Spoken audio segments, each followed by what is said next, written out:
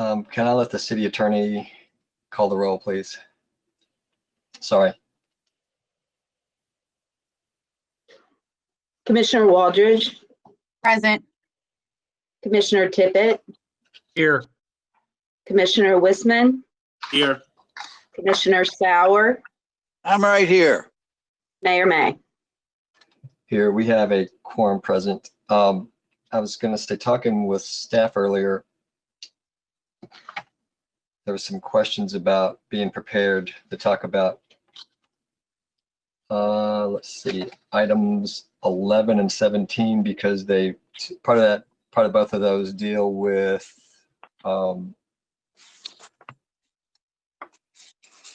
employment issues, personnel issues. They don't know they have enough background information on how to discuss that. So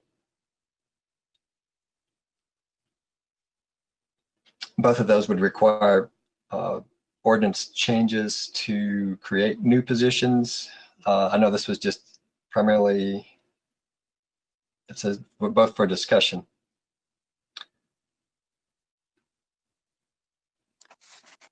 Mayor. Commissioner Sauer.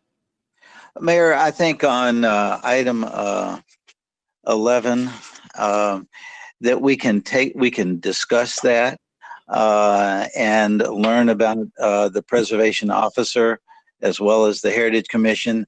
I, like the rest of you, realize that we have a very, very long agenda. We can be brief and to the point, and I think we can maybe direct staff on item 11 to maybe have a ordinance ready for us for the preservation officer only at our next meeting. I don't think that would hurt one bit.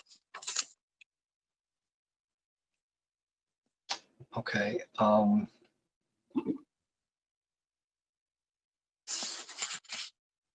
will leave. Mayor, are you suggesting we pass over both 11 and 17? Well, that was a discussion that the city manager and the city attorney and I had earlier today, just because of the amount of information that is needed to adequately address those issues. It's up to the pleasure of the board as far as I'm concerned, Mayor. Okay. So I have a lot of blank spaces. I'm looking, this is Mayor, Commissioner Sauer. per your discussion, does the city attorney and the city manager believe they will have documents ready by the next meeting to act on? I think the thought was these items would be better discussed at a work session, so we could give more time to them. Okay, Mayor, why don't we do that? Does that need a motion? We could do it that way.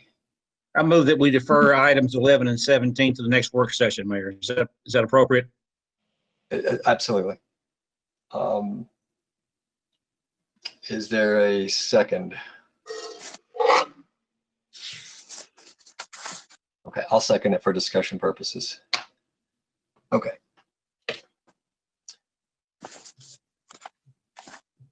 The reason, oh, Commissioner Waldridge.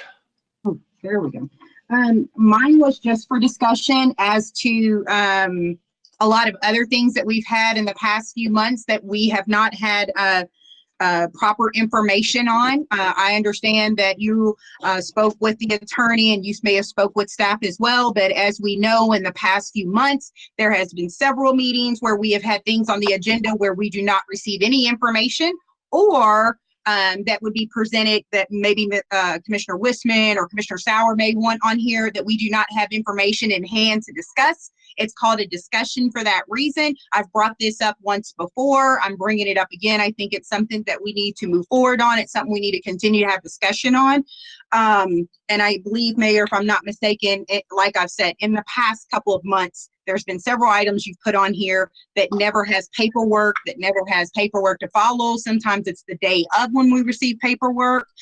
So I'm not understanding why we're really pushing that there's no information with it. You approved it when I sent it out on Friday, and like literally what I told Mr. May there was that it was going to be a discussion. That was it. Just Mhm. staff recommendation, just a request. That's all. Because we added with our long agenda, we've got a lot of things that we put off from the last meeting. We tried to have a meeting last Thursday. Commissioner, you couldn't make it, so I went ahead and we passed over that for that reason. We're trying to clear some of these items off. As I said at our last meeting, we'll probably have to have some extra meetings to try to clear this agenda. We can stay. I'm here till as long as y'all want, as long as y'all can keep your eyes open. Commissioner Waldridge again. Yes, so could you let me know, I don't mind if that's what we want to do to make it a little bit shorter, but could you let me know the staff that did not have enough information so I can start talking to the appropriate staff about that particular item so we can be prepared the next time? Yeah, I would talk to with, sorry, Ms. Ross, are we getting off the agenda? Is what you're going to tell me? No, Oh, no, okay. we're fine. We're fine. I just had a comment whenever you get a chance. Oh, go ahead. No, go ahead. I think Commissioner Waldridge, what we had talked about was that anything that was not a voting item, that was just discussion, just trying to move that to the work session. So if it's just, that just might be easier, is kind of the discussion we'd had. Okay. And like I said, I was okay. I just needed to know what staff that, maybe I should reach out to have more information. So we can have more when we come. And I'm okay with moving it to the next work session. We just need to make sure we're making note that it is important and something we need to do. And Mayor, I will go back and comment on your comment of saying that I could not be available on the Thursday meeting. I can't be available for a meeting that I was never made aware of. I would never received a text, an email, or a phone call from you. All we were told on our last meeting was that we would have a special meeting the following week. The only date that I heard was a Monday. That never occurred. And the next time I heard anything about a special meeting was when the public received the text message that went out that said we had a public meeting. And that's when I found out, when the whole community found out. So no, it wasn't that Commissioner Waldridge couldn't make it to the Thursday meeting. I was not aware of the Thursday meeting that was set that would need my attendance. And I called to let them know I have a full-time job and I need to be aware so I can turn things around, take some time off for that. If I had been known instead of that text, I probably could have made it. But I was not known until literally the 12-hour notice that the 24-hour notice that you guys put out. So if we could have better communication on that, I would love to be in attendance to your special meetings. All right, just as a reminder, folks, we'll probably have more meetings and maybe next Thursday or Wednesday. But the staff did send that information out when we could do it. And that we had to work around staff being available. They needed more time to have the items ready. So again, trying to help work with our staff. That's what we all want to do, right? Commissioner Sauer. I call for a question on the motion. Oh, thank you. All right, clerk, call the roll. Hope you can hear me now. Yes. Commissioner Waldridge, Yes. Commissioner Tippett, Yes. Commissioner Wisman, Yes, but I hope we have an ordinance ready for the next meeting, which hopefully we can call next week then to produce some of this. Thanks. Commissioner Sauer, I'm for narrowing the field at our next meeting, and I vote yes on the motion. Mayor May. Yes, I have a lot of static coming through, so if I can't hear you all, if I don't see you, please be patient. It is real loud on my end for some reason. Okay, next item, we had some citizen comments for those agenda items. So we'll hold those. I spoke with our staff earlier and they said we would hold those to go with those items at our work session. The other thing, was there any other comments that need to be read? I don't know what all came in, if I missed anything. So I'll ask the city clerk if we have any comments. Static is awful. Okay, sorry, I'm going through. I think I do have several others, Mayor, if we are going to. If they're agenda items. Yeah, I'm sorry. My computer was getting switched out when you were talking earlier, so I was trying to follow along to what you were saying. So, Let's see. I do have one from Diane Strong, and it's regarding the arborist position in the city's tree planting plan, okay. if we plan on doing that. And then I also have one regarding Dolly Graham Park, if we're going to talk about the parks tonight. I believe those are both on the agenda. Okay, you want me to read both of those? Oh, yes, please. And I think all the other ones were related to item number 11. I'm pretty sure it looks like. May I, Lord? Commissioner Aldridge, that you? Yeah, I have my hand up. Sorry, you looked down. With the other items, I understand, you know, with the other items, we did have several other comments from the community, and now we have pulled that item, which I see why we're pulling the item, so we don't have to read those comments. So will those comments be made available for the community, though we're not reading them now, and we just pulled something that we told the community we were going to speak on? It was discussion. So will those be held for the next meeting as well, Mayor? And they'll be available to the community? Absolutely. That's what we talked about earlier. That's what I asked. Okay, I just wanted to make clear on that. Thank you. We discussed how to handle that, and that was what the advice I was given. So that work session date is November 9th. Is that correct? Okay, Yes. got it. Okay, so the first comment I have is from Diane Strong. And it says, I'm requesting that while updating the city's tree planting plan and selection of an arborist, the city consider reforesting the empty city lots that reside in the floodplain. The benefit of doing this is multifaceted. FEMA can give guidance in this process. Native trees in these lots would help to mitigate floodwaters, offset the city's carbon footprint, and reduce the mowing expenses. I ask that you hire an arborist who is familiar with using trees for environmental mitigation, such as flooding, riverbank protection, and carbon reduction, as well as protection from and removal of invasive species. Thank you for your consideration. And that was Diane Strong. Okay. And the next comment I have is from Rachel Yett, and it's regarding Dolly Graham Park. During a meeting with Tommy Russell and Frankfort Parks and Recreation Director Sean Pickens on August 26, 2020, Russell stated if the federal grant has not been received by the end of September, the motion to move forward with Dolly Graham renovations without the grant would be made. T. Russell, will you keep your word on that? Now that the MOA is finally completed and on the table for authorization, what now will we be waiting on as far as the disbursement of grant funds? How long are you willing to wait for the grant? Are you going to wait until the expiration of the grant, which is December 2022? The mayor has a brand new $160,000 stage getting no use sitting in storage. You also continue to work on the riverfront that sits right next to Dolly Graham Park, yet Dolly Graham has not been touched and is still waiting on the renovations to start.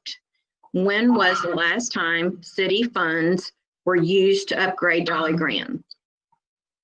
What is the city's position on the community raising funds to start renovations at Dolly Graham? After researching the city budget ending June 2021, I noticed that Dolly Graham is not included.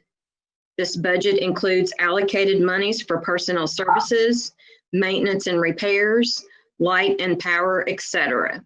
Why would Dolly Graham be left out, as this park also needs the same upkeep and consideration? When will the environmental racism shown towards the park that serves your Black communities end? Thank you, Rachel Yett. Okay, thank you. Next item would be consent calendar.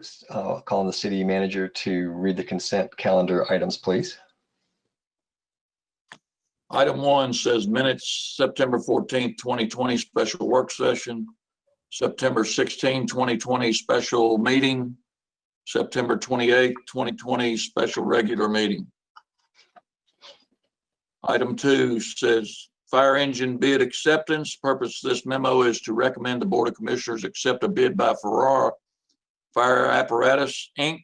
for the purchase of a custom-built fire engine in the amount of $618,677, and authorize the mayor to sign all documents related. Staff recommendation that we prepay half the cost, approximately $308,000 during pre-construction, 250 to 300 day build time, and then finalize the final payment after the fire engine is built. Number 3, planned maintenance agreement for fire department emergency generators.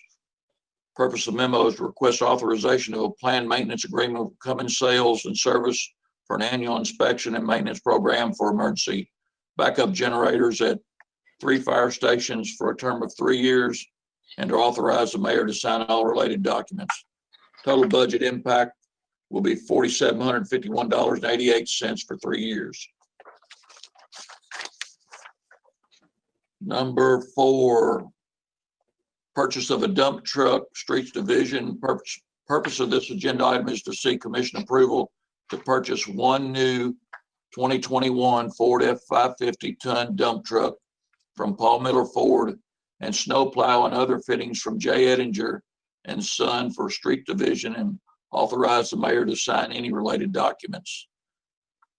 Total for the vehicle and upfit will be $88,343 and paid for from municipal aid account 535.00.51100. This was approved in line item final 21 budget.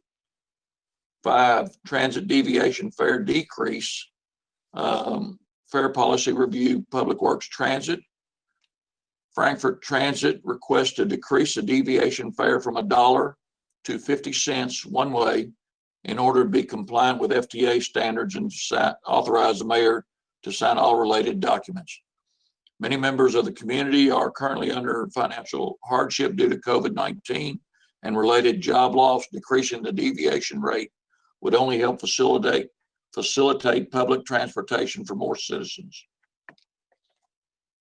Number 6, request to purchase a 12-passenger van, Public Works Transit. Transit Division of Public Works requests the Commission's approval to purchase 1 12-passenger van via KPTA bid number 8, and to authorize the mayor to sign all documents. Frankfort Transit was awarded $49,000 under FY 21-5339 grant to purchase 1 12-passenger van.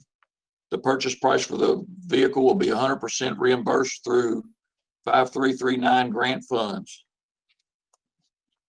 Number 7, final balancing change order for free contracting Collins Lane.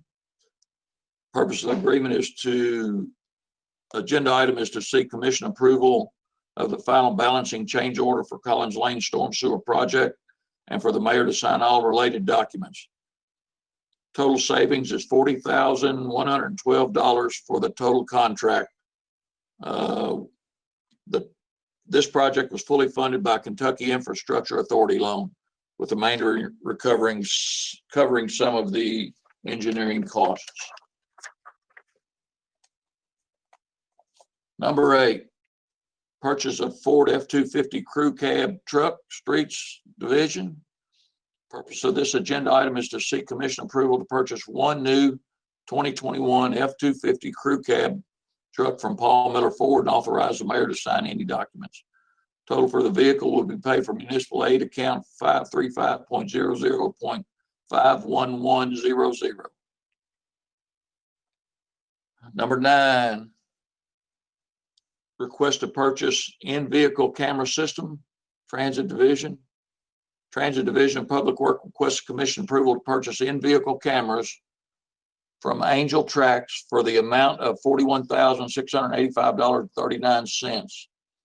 Purchase price of the cameras will be 100% reimbursed through FY20 5339 grant funds. Number 10, consultant for Miro Street Pump Station. Brick application. The purpose of this agenda item is to seek commission approval of the consultant to assist City of Frankfort with the application for the FEMA Building Resilient Infrastructure and Communities Brick Grant, and for the mayor to sign all related documents. Next phase of the project after the application submittal is to continue with the chosen consultant on the design phase of the project. Number 11, KLC Liability Insurance Grant. Staff requests authorization to apply for Kentucky League of Cities Liability Grant funds in the amount of $3,000. The Kentucky League of Cities currently has grant funds available to cities to utilize to address safety and liability issues. The grant does require a 50-50 match. However, activities and equipment have already been planned for the budget in the budget. The grant will help recoup up to $3,000 for those expenses.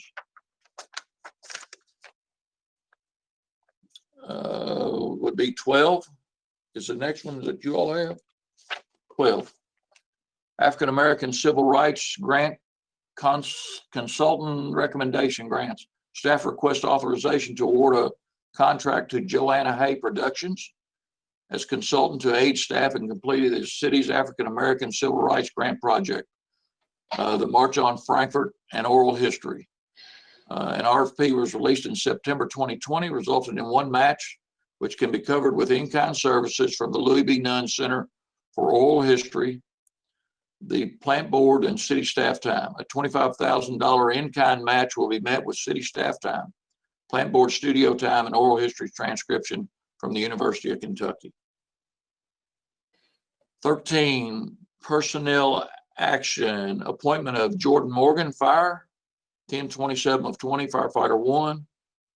Resignation of Travis Bingham, fire, 11/03 of 20. We did have another resignation of a police officer, but he has rescinded his resignation. And then permission to make 4 conditional offers of employment for position of patrol officers 1, conditioned on successful completion of background, medical, psychological, polygraph, drug screen. 3 additional officers will take manpower to 63 sworn officers. Mayor, Commissioner Tippett. Okay, there we go. Commissioner Tippett. I would like to ask the city manager a question about the personnel. Is that appropriate? It's actually not in order because they were in the consent calendar, so these are non-debatable. Okay. Sorry. Oh, I was just going to ask him about my former student who I think is on there. Anyway, it's okay. Do so later. Sorry. Yeah, sorry. Move to approve, Mayor. Moved by Commissioner Wissman. Second. Second by Commissioner Waldridge. All members who signified their presence will be considered to vote in the affirmative on the consent calendar items unless they file vote modification forms with the city clerk. I don't believe we have any to my knowledge, so all items are adopted. Next would be action items. Number 1 would be second reading of an ordinance. Mayor, Commissioner Mayor. Sauer. Commissioner Sauer. since we passed all the consent items, would we be in order in making a comment or two about the consent items or not? You may. Okay. First of all, I wanted to thank all the department heads that were involved so far in these agenda items, especially those that dealt with grants. Almost every department that we described tonight, or item that we described tonight, many of them were subject to the support of grants, which is a real wonderful thing that our department heads are doing. I also want to comment on the fire engine bid. Chief Briscoe and his team saved us, I believe, $22,323. Over in Public Works, Ms. Beard saved us $40,112 on the Collins Lane work. And and also the use of state price contracts regarding the dump trucks, the regular other trucks that we purchased. It's just a testament to an outstanding staff that we have in trying to save taxpayer money and bringing federal funds and other funds back to the city of Frankfort. Thank you. Okay, thank you. Commissioner Waldridge. I just, I had also a comment in regards to number 5, I think it was, yeah. Number 5 and 8, and I just, I appreciate us, updating our transportation vehicles, but I just would like us to maybe see about wrapping them with maybe our high school logos and our high school colors, just for them to be a little bit more friendly to our community and things. But just an idea, I thought it'd be pretty cute. That's my comment, sorry. I was looking, number 5 was the fare increase, maybe number 6 about the transit van. Is that it? It was the van, sorry. I'm looking at the paper copy and I didn't get a hard copy of Okay. I didn't pick up my hard copy, so. No problem. It Right. was on the van purchase. Thanks. All right. I'm sure staff can look into that. Let's see, we are now ready to do action items. Number 1, the solicitor would read it by title and summary only. An ordinance, sorry, Mayor? Not saying please, like read it, please. Sure. An ordinance amending various provisions of Chapter 90 of the City of Frankfort Code of Ordinances to establish a permanent program to trap, neuter, and release community cats, not cats. This ordinance amends various sections of the City of Frankfort Code of Ordinances related to animal control as follows. Section 9001 is amended to add definitions of community cat caregiver, ear tipping, return to field, and trap, neuter, release, and to amend the definition of abandonment to exclude community cats properly returned to their original home location. Number 2, Section 9002 is amended to exclude community cats from the prohibitions against animals running at large. Section 90.06 is amended to replace the term destroy or kill with humanely euthanize. Section 90.20 is amended to exclude community cats from licensing registration requirements. Section 90.22 is amended to exclude community cats from the prohibitions against animals running at large. Section 90.26 is amended to add Franklin to the Humane Society description.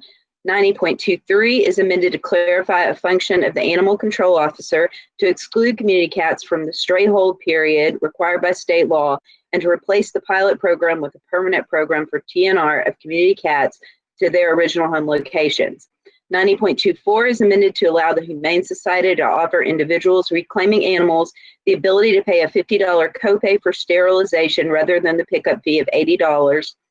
90.25 is amended to exclude community cats from the state stray hold period prior to adoption, and Section 90.99 is amended to replace the term destroy with humanely euthanize. All right, thank you. Mayor, I'll move to approve. Moved by Commissioner Wissman, Second. second by Commissioner Second. Sauer. Second by Commissioner Sauer. Any discussion? Seeing none. I'm sorry, Mayor, I Commissioner. just wanted to thank the staff for working with the Humane Society to come up with a more humane view of treatment of our animals. Thank you.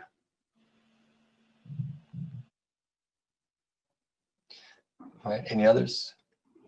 Okay, if not, clerk, please call the roll. Commissioner Waldridge, Yes.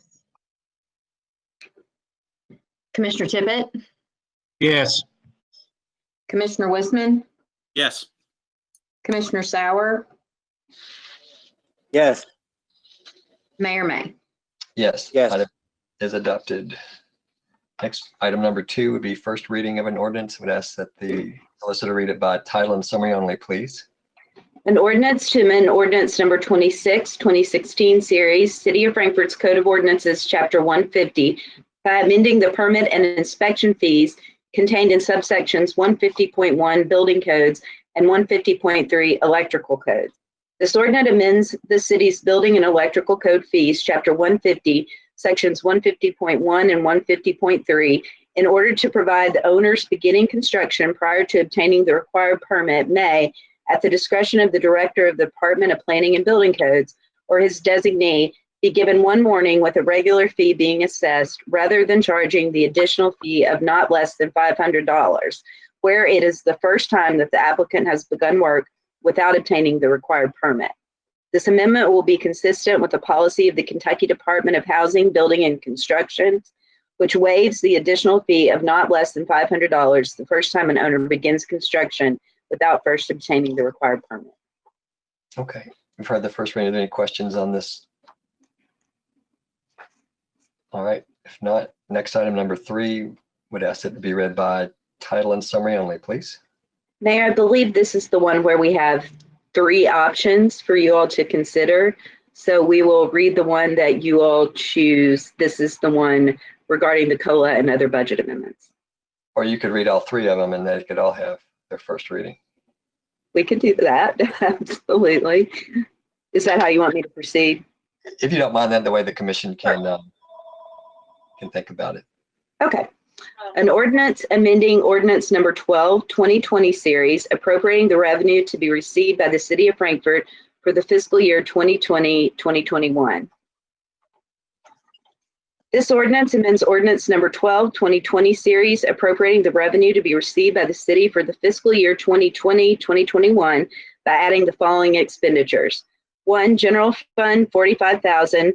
That's Women's Shelter, $25,000, Tourism Commission, $15,000, Franklin County Schools, $5,000, General Fund, $135,818.75, which is a 1% cost of living increase. Sewer Department, O&M, $15,084.89, a 1% cost of living increase. Capital improvements, $131,000 for the CAD system. Stormwater, $30,000 for engineering services, and by adding the following revenue.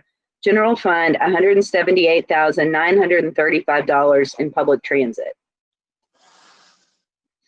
The next one is an ordinance amending ordinance number 12, 2020 series, appropriating the revenue to be received by the city of Frankfort for the fiscal year 2020-2021. This ordinance amends ordinance number 12, 2020 series, appropriating the revenue to be received by the city for the fiscal year 2020-2021 by adding the following expenditures. This ordinance amends ordinance number 12. I think that's a repeat. Sorry about that. By adding the following expenditures. General Fund, $45,000. Women's Shelter, $25,000. Tourism Commission, $15,000. Franklin County Schools, $5,000. General Fund, $203,728.20. 1.5% cost of living increase. Sewer Department O&M, $22,627.34, 1.5% cost of living increase. Capital improvements, $131,000, CAD system. Stormwater, $30,000, engineering services, and by adding the following revenue. General Fund, $178,935, public transit. And the last option is an ordinance amending ordinance number 12, 2020 series, appropriating the revenue to be received by the city of Frankfort for the fiscal year 2020-2021. This ordinance amends ordinance number 12, 2020 series, appropriating the revenue to be received by the city for the fiscal year 2020-21 by adding the following expenditures. General Fund, $45,000, Women's Shelter, $25,000, Tourism Commission, $15,000, Franklin County Schools, $5,000. General Fund, $271,623.73, 2% cost of living increase. Sewer Department O&M, $30,183.81, 2% cost of living increase. Capital improvements, $131,000, CAD system. Stormwater, $30,000, engineering services, and by adding the following revenue, General Fund, $178,935, public transit. Mayor, I have a question.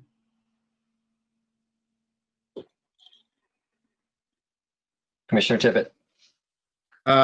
Will the city manager be making a recommendation as to what he would like for us to do on this? I believe so. Okay, I mean, obviously, we're not going to dispose of this tonight. I guess my question is, I know we'll discuss it at our work session on November 9th, but the city manager, if he wants to make a recommendation beforehand, certainly welcome to do so. I would be interested to hear what he had to say. Okay. Thank you, sir. Seeing as we gave a 0.5%, whenever it was sometime earlier this year, looking at the numbers, and we got some numbers in from the state today. I think they were sent out to you all. My recommendation would be a 1% raise, cost of living raise for the employees. That generally will, that other 1% will equate to $230,000 every year. Ms. Boyd and I discussed this today with a 0.5% that we had already given. It comes in at roughly $300,000 or a little bit more than that. While some of the state numbers were down, as we had expected, some of our local business numbers are generally maintaining. They were off a little bit this time, but still they're maintaining. So my suggestion would be to give city employees the total for the year would be a 1.5% raise, and noted that we had no change in our insurance policies or premiums. I think that has to account for something. And that's good for staff since we're self-insured, and kudos to them for making that happen. Okay. Did that answer your question, Commissioner Tibbet? Yes, and if I may, Mayor, just make a quick comment. Okay, and then Commissioner Sowers next. Yeah, I like it. I mean, we're being, this is not really a stimulus on our part, but we're at least providing some more disposable income for our employees to put back into our local economy, which we desperately need. And it'll be returned to us. So I think it's a good idea without going overboard. I like the 1%. Thank you. Okay, thank you. Commissioner Sauer. Mayor, I thought discussion had ended, and I was just going to move on to item number 4. Oh, okay. Well, and we can, if there's no other discussion on this. All right. Next would be item number 4. This is an order, and it looks pretty simple as you can read it. Makes Monday, December 28th, a holiday in which our public offices of the city will be closed. Commissioner Sauer, did you have a question about it? No, I was just going to move for adoption of the order. Okay. Please go ahead. Move for adoption of the order. Moved by Commissioner Sauer. Second. Second by Commissioner Walters. All right, second by Commissioner Walters. Any discussion? Seeing none, clerk, please call the roll.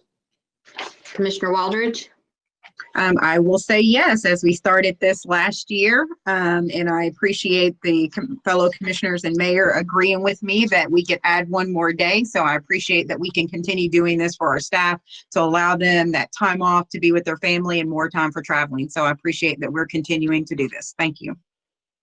Commissioner Tippett, Yes. Commissioner Wisman, Yes. Commissioner Sauer, Yes. Mayor May.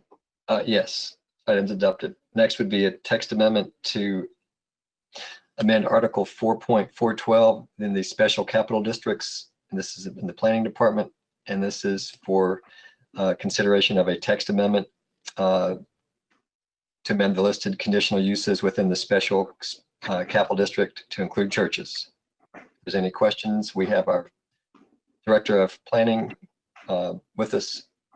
If not, we'll entertain a motion.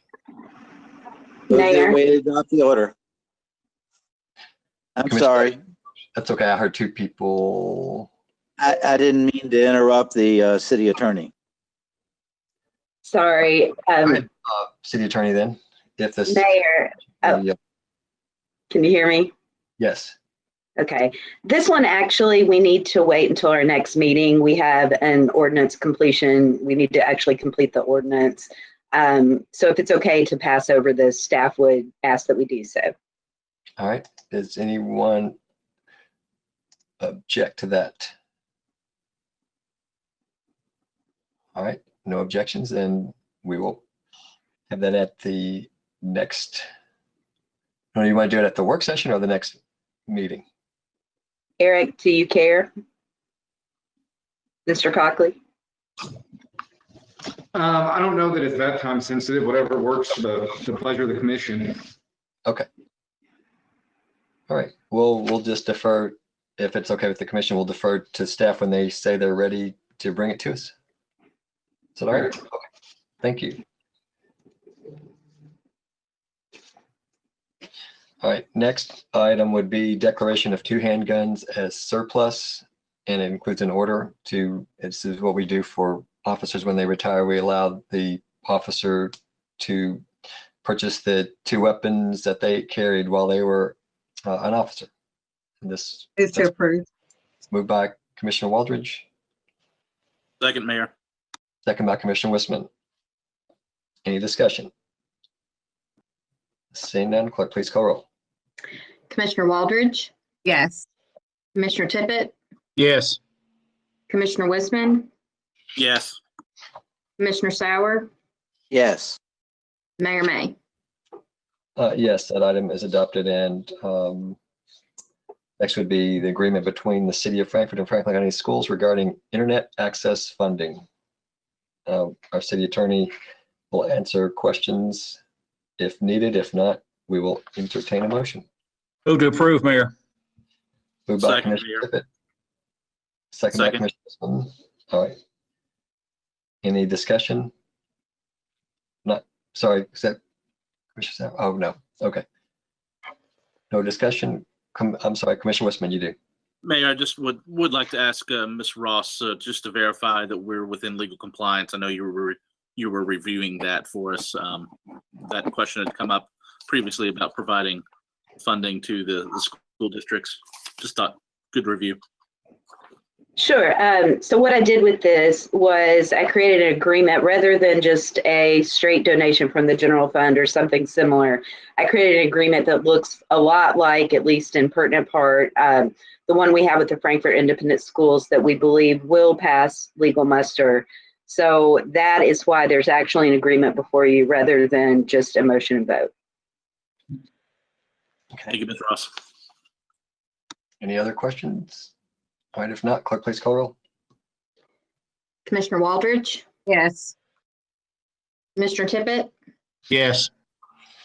Commissioner Wissman, Yes. Commissioner Sauer, Yes. Mayor May.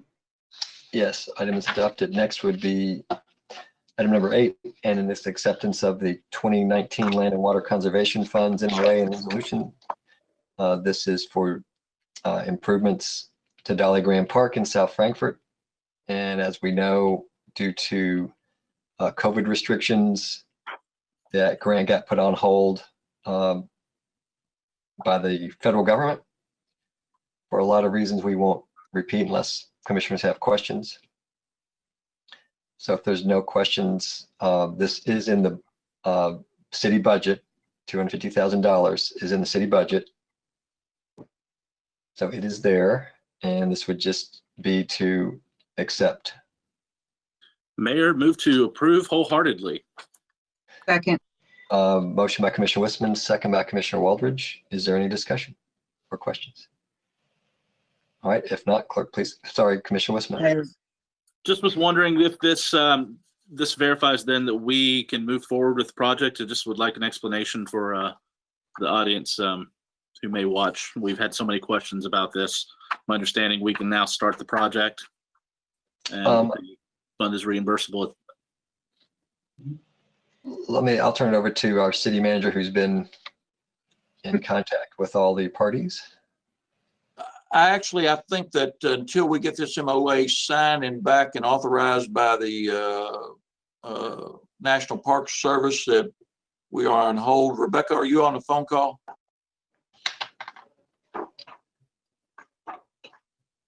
I am. Okay, there we go. So Yeah, so give us direction. the agreement actually, I'm sorry. The agreement actually states that we need to not do any work until we get the fully executed grant agreement. And we have been told by the Department of Local Government that the start date will be January 1st, 2021. So we can do maintenance items to the park, but we really can't do any grant-related work until we get everything completed. Thank you, Rebecca.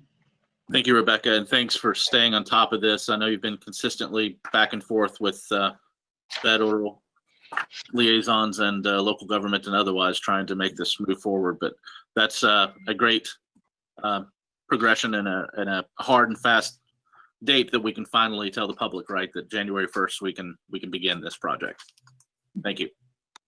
And Mayor, I Uh, just wanted to add, I just want to say thank you also to Rebecca. I appreciate you working hard on this and diligently and following up with the emails and the phone calls you've had on Jolly Graham alone and working with the state to get this MOU through. Also, just appreciate all the staff that has made phone calls, our past city manager as well, making phone calls. I think all of these phone calls have added up, have gotten us where we are. And Rebecca, I know you have done your due diligence over the past probably month. You've had to repeat yourself, I don't know how many times. So, I applaud you in working with our community and working with each one of our commissioners here that have needed information for you. Thank you to our interim city manager as well for continuing this fight and taking over, and helping moving this forward, and to all the commissioners who have made calls like we all have to the state and all the calls that we've made individually to Rebecca and things. So I appreciate the commission as a whole and working to get this done. I don't think it's just one person. I think it's all of us, and I appreciate your teamwork in continuing to move this project forward. And I look forward to January 1, 2021 in the start of this. So I appreciate everyone that is on this call and making this happen for this community. So thank you. Commissioner Sauer was next, and then Commissioner Tippett. Is Parks Director Sean Pickens available tonight? Was on the call, I saw.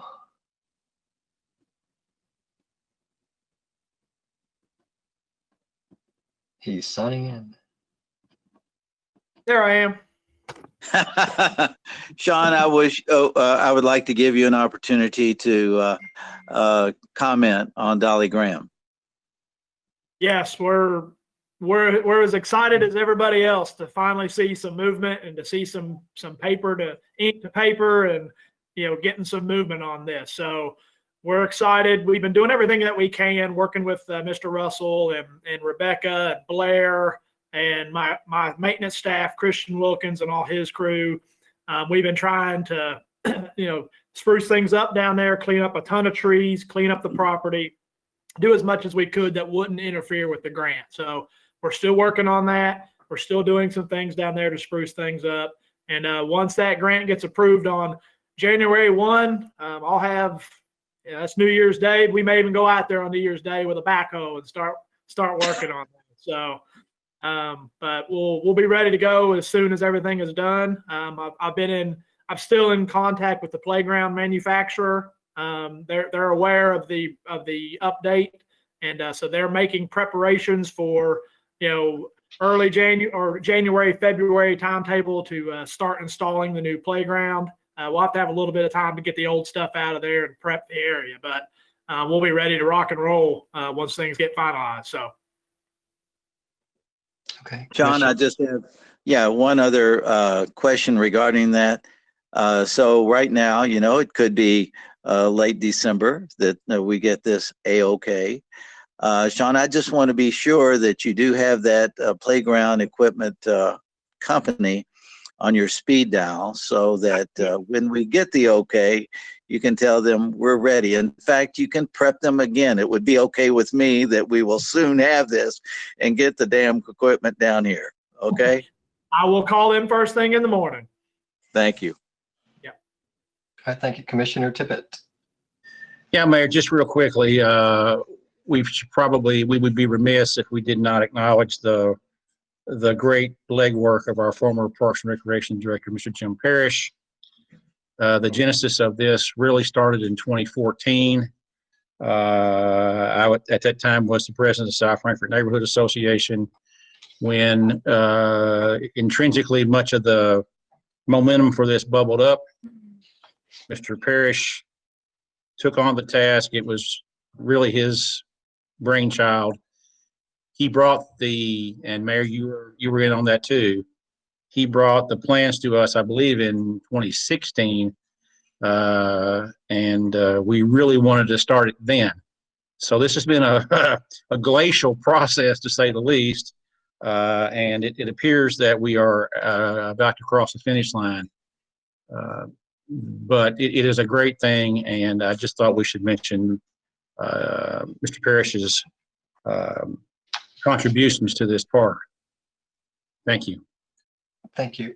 And I was going to do that, Commissioner Tippett, if you hadn't, because there's a lot of people that worked on it, and also personally thank our folks in the governor's office of both administrations who worked on this.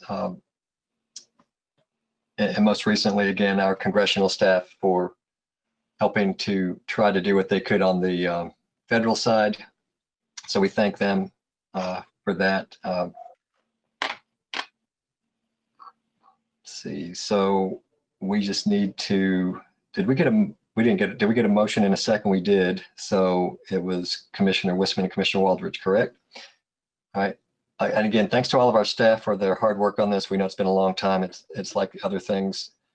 Sometimes they're outside of our control when we deal with government agencies at the federal level. There's certain restrictions that they have to follow. And unfortunately with COVID, that's what happened in this case. So I'm excited that we're going to get to do it. I'm sorry it took so long. Just like the bike trail from downtown up to KSU. Started on that literally back in my first term as mayor. And we've been working on that ever since due to all kinds of legal and ownership issues there, going back to getting all those easements. So again, thanks everyone involved on this. We look forward to this. We consider all of our parks for every community. There's just because it's in one neighborhood or not in a neighborhood, that doesn't mean other children or people from around the community can't use it. We do consider this a big asset to our South Frankfort community, and we appreciate the programs that are run in that park with our South Frankfort Community Center folks that run programs there and other programs in the area that utilize it. So thanks to everyone for working on it. Somebody had their hand up. Commissioner Wisman. Mayor, I was just going to say, actually, thank you to you as well. You're respected nationally, and I think it did a lot that you're able to call Andy Barr's office and others and get a direct answer from our representatives to help us at the federal level in getting these funds on down to us. So those relationships are definitely beneficial to Frankfort often, and I'm glad that we have those to make things like this move forward in our community. Thank you so much. We appreciate everybody. Mr. Russell went in the dark there for a second. All right, clerk, please call roll. Commissioner Waldridge, Yes, of course. Commissioner Tippett, Hallelujah. Yes. Commissioner Wisman, Absolutely. Commissioner Sauer, Emphatically, yes. Mayor May. Yes, thank you all so much, and to all of our partners for doing that. Our congressional delegation, our governor's office, both administrations, and most recently, Governor Beshear's folks who have been diligent on this in the Department of Local Government. We appreciate that, and as well as all of the hard work of our staff. Mr. Pickens, I wish I could be the person to cut the ribbon on it, but that honor will go to the next mayor. We'll get to do the groundbreaking, but still, it doesn't matter when we do it as long as we get it done. So thank you all, and thank you for your hard work. And we look forward to seeing this completed. Next item is number 9. This is for the electrical inspector interlocal agreement, MOU and resolution. So if there's any questions on that, we will answer them. If not, we will move ahead on it. Mayor, I had a question, if I may. Wanted to ask if the staff had been able to talk with the county about the length of term. I'd we discussed at last meeting a termination period of 6-month notice. I don't see that reflected in the draft that I got, but I wanted to make sure and see if the county had any agreement. I didn't, I'm sorry, Mayor. That's okay. I couldn't see it. You all have shifted on me. When somebody comes on, everybody changes positions. I did have a conversation with the county. I did have a conversation with Mr. Cockley on this. We did discuss 6 months termination, but I think for the sake of moving forward on this thing, that because it's just a 2-year agreement, and we could get out it after 1 year, just to get this going, to see how it works out, that rather than have to send it back and forth 2 more times and Ms. Ross have to spend any more time on it, to agree to the agreement seems to me like it would be the best thing to do to get this thing moving forward. It's just my recommendation. Seems like it's simpler as opposed to going back and forth with the county anymore on this thing. We've already set the fees to match. It's only a 2-year agreement. If we don't like it, we can get out after 1 year and change that. So that's just my recommendation, sir. Okay. Did you have any further, Commissioner Wisman? Thank you, Tommy. I'm okay with that after I talked with a couple of magistrates about details, and nothing really precludes us if we need to hire our own electrical inspector for a sudden influx of work that we could still have an agreement, and that was my main concern. So thanks. Okay, thanks. All right. Well, we'll entertain a motion if there's no more questions. Move to approve, Mayor. Moved by Commissioner Wisman, Second. second by Commissioner Sauer. Any further discussion? Seeing none, clerk, please call the roll. Commissioner Waldridge, Yes. Commissioner Tippett, Yes. Commissioner Wisman, Yes. Commissioner Sauer, Yes. Mayor May. Yes, item is adopted. Next would be the update of the draft agreement of the YMCA agreement update.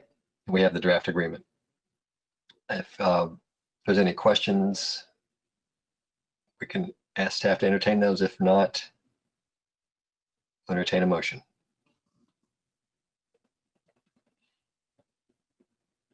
I'll move to Mayor. approve, Mayor. Mayor, I'm sorry, City Solicitor Ms. Ross. this was actually just a draft. We have a little bit more communication to do with the YMCA, but it should be back before you guys soon for motion and approval. Okay. Work session. Okay. Okay. If we need to do something earlier, we can do it.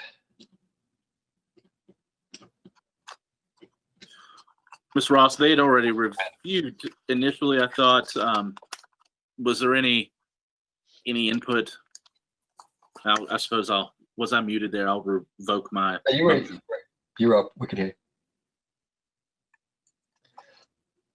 you. Input from, I'm sorry, Commissioner. I was wondering about that. We have a contingency about performance beginning to build, and I understand that maybe Mr. Russell's more appropriate to answer that. They were initially wanting funds up front, but we've created an agreement where we'll put these in a money market until the point in time that they start construction. Essentially, were we in agreement generally, or is that what is being reviewed now from the representatives from the Y?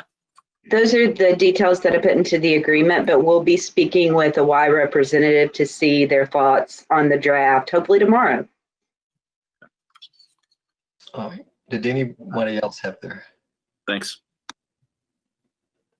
Okay. Thank you. Then we'll review that on November the 9th. Oh, I'm sorry, Commissioner Waldridge, did you freeze up for a second? Sorry, maybe so. I'm not sure. But in getting this together, are you there? You have a delay, Hello?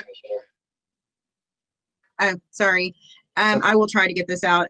In regards to us and the 2.5, are we looking, how much money have they raised, and do we know that they're going to be able to raise the funds for this particular establishment? You know, I know there's been some talk and behind the scenes, I know I've spoken with a few people in regards to this, and, you know, for us to have so much money, and I know that I'm in agreement to assist, because I think that we need the YMCA downtown, and I think that's where they want to stay, and I think the downtown will thrive with it.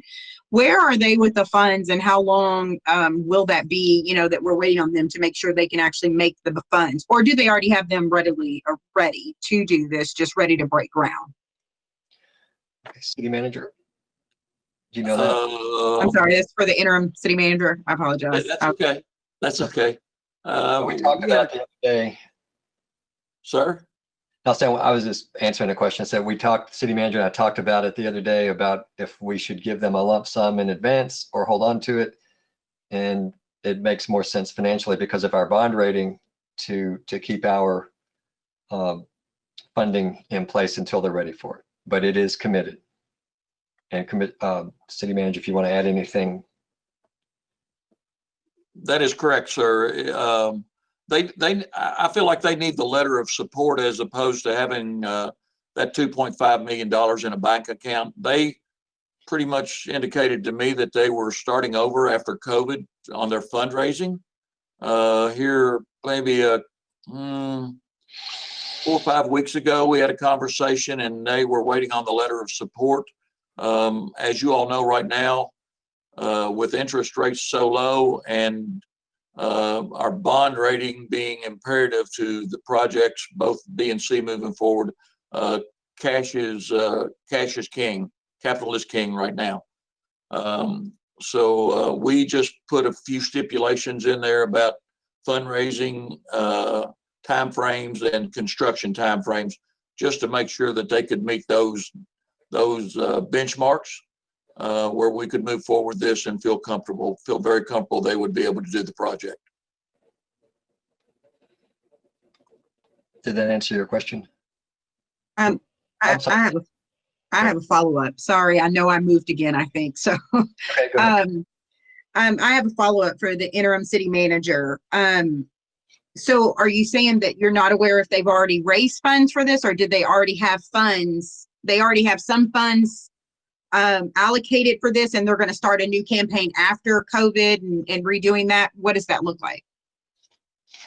I feel certain that they had some funds raised, but we had they were looking to raise, Ms. Ross, you might have to help me, maybe with our additional monies, maybe another $2 million or something like that.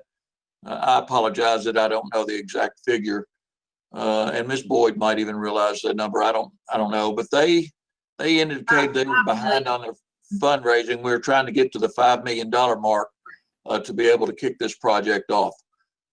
So what amount of funding they have, they were really waiting on this letter of commitment to move forward with the rest of their fundraising. I'm sure they have some funds, Commissioner, but I don't know exactly what they are. So, Mayor, they do have a finite time frame to get to that number. As set forth in this document, so we're not holding this money, there could be a lot of other things we could use this money for in 4 or 5 years. So we're not sitting on it then. Okay. Commissioner Waldridge, go ahead. And then Commissioner Tibbet. Oh, Commissioner Waldridge, you're still muted. Sorry, you said I had a delay, so I'm going to keep making sure. Sorry. So has the developer of Parcel B seen this agreement? So there's not any holdups or anything in regards to Parcel B? Do we know the answer to that? That's for the interim city manager. I'm sorry. Yeah, the developer and I have spoken several times about the YMCA and that project. Until I get the final draft back from the YMCA, he has not seen that. And that is more of just an agreement between the city and the YMCA. But we have spoken several times about the Y and the deadlines and the timeframes and all of that, all of those things.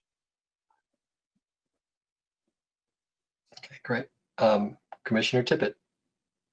Part of my question was answered by the interim city manager, but of course, this issue will be taken up by the next commission. And we are essentially laying the foundation and the groundwork for that. I guess my question, I think you answered it, Mr. City Manager, was there is a date certain or a sunset on the encumbered funds for that. And if you could elucidate on that, I'd appreciate it. Thank you. That was today's magic word. You win.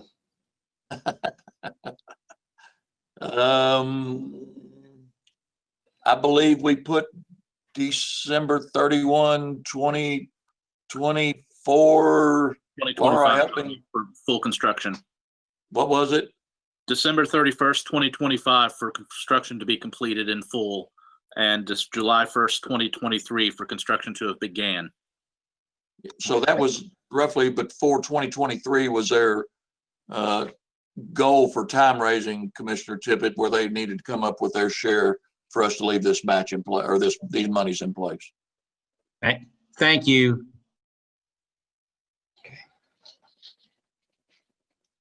Did Commissioner? Mayor, Go ahead. I just thought I would inform a little more. I believe that there is several interested donors that were interested in seeing the city's loyalty, or not loyalty, but patronage of this project. And so this, I believe, is a first step for some of that to be acquired now that they have a solid foundation to claim financial support to the project. They can obviously solicit those funds hopefully easier, and then have a better ability to debt service the rest of the building. But I understand that they are, as Mr. Russell said, working diligently to relaunch their fundraising campaign that obviously has stalled because of COVID pandemic. All right, Commissioner Aldridge. Interim City Manager, I, thank you for that update. I just, want to make sure that we keep the developer in, because basically he does own the property, and I just want to make sure we continue communicating with him, because we don't want anything to hold up parcel B, but we also don't want anything to destroy parcel B too. So that was just my concern in reading some of the paperwork. So They will be here on Wednesday to meet with us. great. Thank you. Yes, ma'am. All right. So we'll have that draft whenever the staff has it available, correct? Okay. Next will be update on the city's tree planting plan. City Manager, I know you have that. Yes, sir. We had a plan put forth by Urban Canopy, I believe was the name of it, back in 2016. Mr. Pickens, Alex Cunningham, Ms. Hecker, we all visited that plan a couple of weeks ago to look at it, to kind of dust it off to see where we stood. We needed to update that because the prices could have changed significantly. We also had some other fresh ideas to push into place as far as the plan goes, to get the community at large involved. So they are redoing this plan. I believe Mr. Pickens and Ms. Cunningham are redoing the plan, reworking it, and we're going to revisit the actual tree planting sites and what we think, because there were concerns about parcels B and C, construction on 2nd Street, and things of that nature, to make sure that we were going the right direction and that all the proper notifications were made. And this was the best plan that we could have put forth to the community. All right, thank you. Commissioner Waldridge. Mr. Interim City Manager, I know that you and I had a conversation when we were at Dolly Graham in regards to the tree planting, and that's why I wanted to sort of bring it up in regards to that. And I know that this has been an ongoing plan to do this, and I know it can be quite expensive. But I remember you had mentioned that there was a particular donor that was possibly wanting to donate maybe a little over $100,000 for the replacement of trees. And I know that you and I had a discussion, and I think I said, basically do what's in the best interest of the city and what's going on. But you had mentioned that Mr. Rosen was interested in making a donation for trees, but it could be tied to a candidate or something in regards to running for election. So it was sort of like doing what was best for the city's interest at this time. I did, however, follow up with Mr. Rosen in a conversation shortly after, just to get understanding of both sides. And the way that I understand for Mr. Rosen to want to make a donation was that he would make the donation not to the city, so it wouldn't be known, that it would actually go directly to the tree service. So I'm hoping that as we're creating this tree planting, that we can still have Mr. Rosen as part of this conversation as a resident that would definitely want to help, in this donation, in, making that donation and purchasing these trees, as, we are in a pandemic, and we would love to save every dollar that we can. So if we can definitely keep that option on the table so we can continue moving forward. I know that he is a lover of the environment and trees, and would hope that we can continue working with him outside that the candidate that he's married to as well, that we can continue working with him, since the election is 7 days away, and it's really no different than anyone sitting on this commission now using some of the things that have come up over the past month or two for voting as well. So I would definitely want to see if we can meet back with Mr. Richard Rosen and seeing how he can literally write that check to the tree place, if that's something we can do. And if he's still interested in doing that, I think we should take advantage of that, especially if he's writing that check. I did talk to him. I did reach out to Mr. Rosen, and I think I copied everybody on an email that I sent to him. He had pledged a significant amount of money and was going to do so in increments. At such time, there were some other issues that we were working through, but that's when we thought we needed to revisit the plan to get the pricing exactly right. And I told him when it came down to crunch time and it went out to the community, that he was more than welcome to help us out with that plan. But there were a couple of issues we were trying to work through before we could get there. And that's what we're trying to do now. And absolutely, we would love to keep him on board. Yeah, thank you. Yes, ma'am. Commissioner Wisman, you had your hand up. Yeah, thank you, Mayor. And thank you, Mr. Russell, for working on that plan. That was brought to us back in February, right before COVID, of course, to adopt that.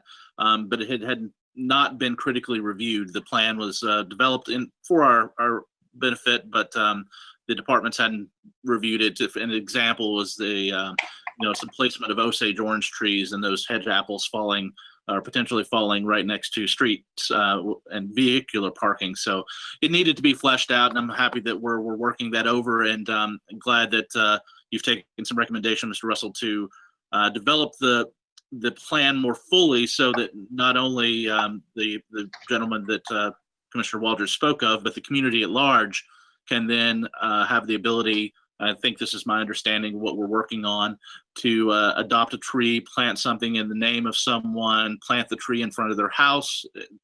There will be a lot of opportunities for sponsorships, so that we can see that plan fully adopted in a fairly quick manner, I hope, which will be transformational for the downtown. And then hopefully we can start looking at some other areas to expand similar programs around the city. So thank you for picking it back up, but it's obviously just been delayed because it was finished and presented to us at the beginning of the year, and we've not ever been able to fully adopt that yet or critically evaluate it yet.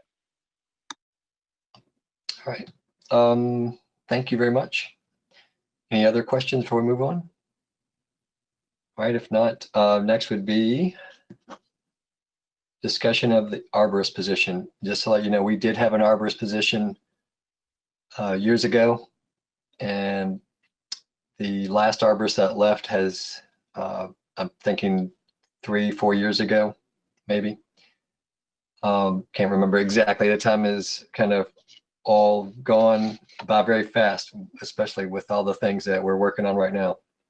But this would be, again, Commissioner Wisman reminded me that we had not filled that position. I would certainly hate to leave without filling that position. That's been very important, near and dear to me and to the community.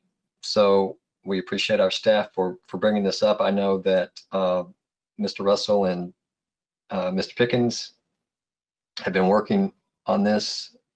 So if you want to, if there's an update from Mr. Russell or Mr. Pickens, whomever is going to give us the update. I certainly can, sir. While we do have the arborist position on the books for the city, we do not have somebody officially in that capacity.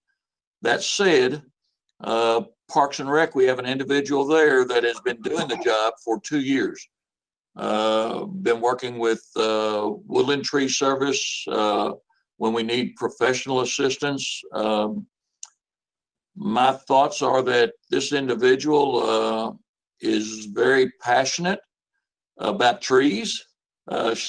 She has another position at Parks now, but trust me, she is very passionate about the trees. She has done the Reforest Frankfort and some other things. She does not want her to see her programs go by the wayside. And for every place that I've been, anytime that you've got an employee that's just passionate about something and they want to learn and they want to push forward, I would never say to go outside and hire. She had agreed that she would work toward her certification as an arborist, which is about 3 years. And if we were going to fill the position, I would make the recommendation that we fill it with this young lady, and we would give her a raise commensurate to the position.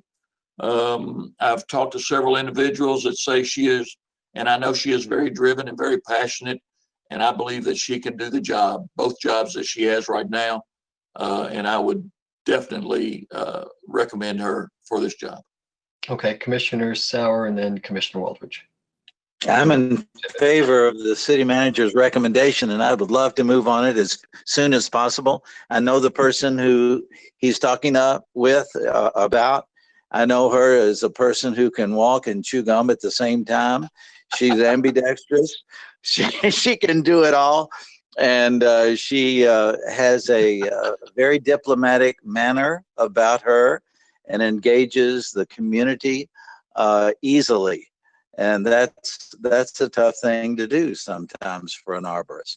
So I support the city manager's position wholeheartedly and want to do it tomorrow if we could. Okay. And did I say Commissioner Waldridge and then Commissioner Tippett? Was that it? Okay. Thank you, Commissioner Waldridge. So yes, I would agree with the interim city manager. I think she is an excellent person in that community of parks. And I think she's done an excellent job, definitely, with all of the tree and the arborist in working with Woodland. I also think, I know that you had mentioned that it's 3 years, so I did a little bit of research, and so it is about 3 years for the certification. And if we truly look at her time, she's already, I think she's almost there. She has about 2 years, I think, worth of on-site training. But her hours, I think she's right at the cusp of reaching all of her hours for this position. I know right now she's going to be taking a little bit of time off coming up soon, which is going to be needed, bless her heart. But I think that this is amazing. I think this is what we're supposed to do with our staff. We're supposed to give them the courage, support them, and trust in them that they're going to continue doing what's right by the city and continue to work hard for us. And I think that this is part of what we as a city need to do, is let our employees know that we want them to grow in their positions. We want them to better themselves with education, training, certificates, and things, so they can be the best employees for the city, and where they can also continue to grow in their career. So I definitely support this. Alex and I spoke today, definitely a little bit more on this. I think overall we've spent about $20,000 to $30,000 with the Woodland. Yearly is about what we have. So I think, giving her a raise in this position that she has been doing for a couple of years and not one time has complained in communicating with Woodland, and not asking for 1 cent for that. I think that this is amazing. This is a no-brainer. And I think moving forward with her would be awesome. Mr. Interim City Manager, I'm not sure if you know what that cost is for her to receive her certification. I know there's some online training that should have to do with what that expenses are. Would she have to pay for those herself? Or would that be something that the city could definitely pay because that's something we're needing her to do? To me, I think the city should pay for that as far as education is concerned and moving them up as all of us go. We attend conferences. I know Shermay, she continues a lot of conferences to continue to better herself in her position and grow. And I just think that's something that we should be able to look at as well. But excellent choice. I couldn't say anything better. So I think that's the best way to go. Thank you. Commissioner Tippett, you're next. Just a couple of quick questions. We all understand the climate science, and we all understand the importance of trees and its relationship to sequestering carbon. It's a shame that we haven't had an arborist on staff for the last 4 years. Ms. Kruger did an excellent job when she was here, Mayor. I mean, I know you remember that.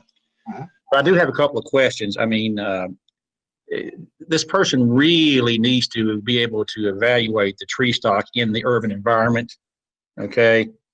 And to understand, you know, what a healthy tree stock is, you know, and understand, you know, canopies and, you know, how they affect sunlight and those kinds of things. So I'm not debating about whether she's certified or not, just questions in my mind about what an arborist does. And the other thing is, you know, what is desperately needed, in my opinion, is we need to allow this person to evaluate private property trees, okay? We can have a request, I think, system set up for private owners of private trees to have their trees evaluated. There have been some controversial issues about folks wanting to cut their trees down that were perfectly healthy. And in South Frankfort, where I come from, that happens a lot.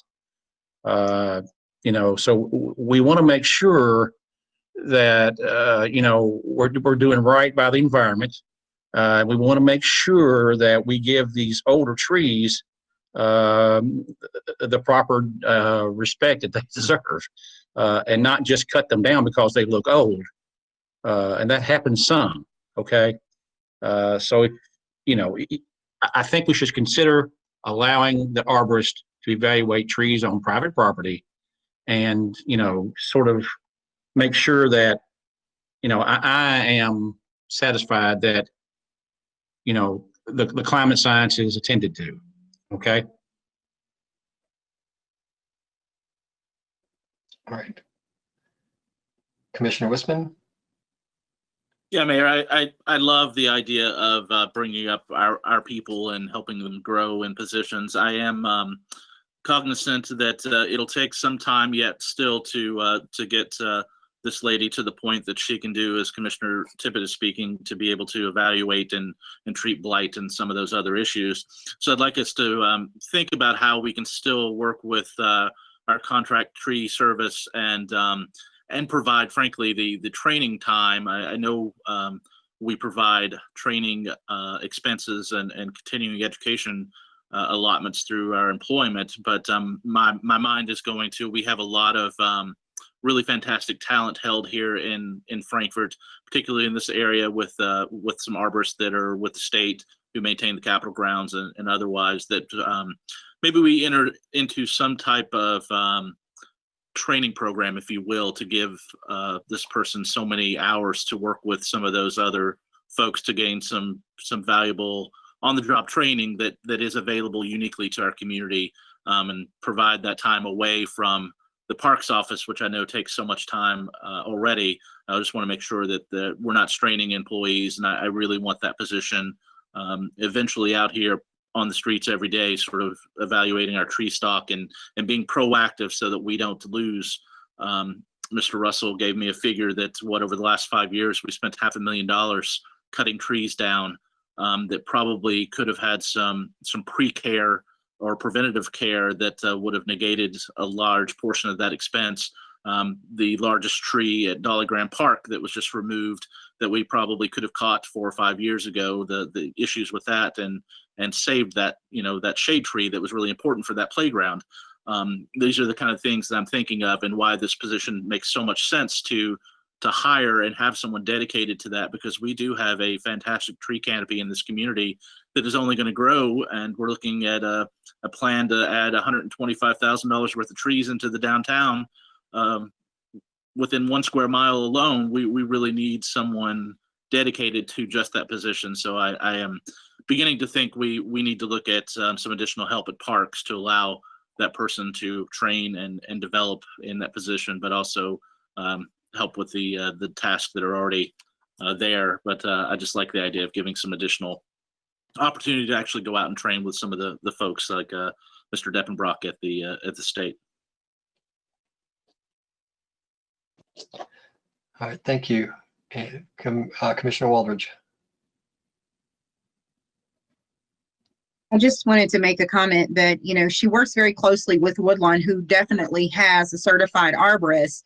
But I will take in consideration that when I spoke with her today, even though, you know, she can be certified and she becomes certified as an arborist, even within the city and the staff that we have at the parks, for a big job, we would still have to contract out with Woodland. So we have to understand that as well. So it's not that we would be doing away completely with Woodland.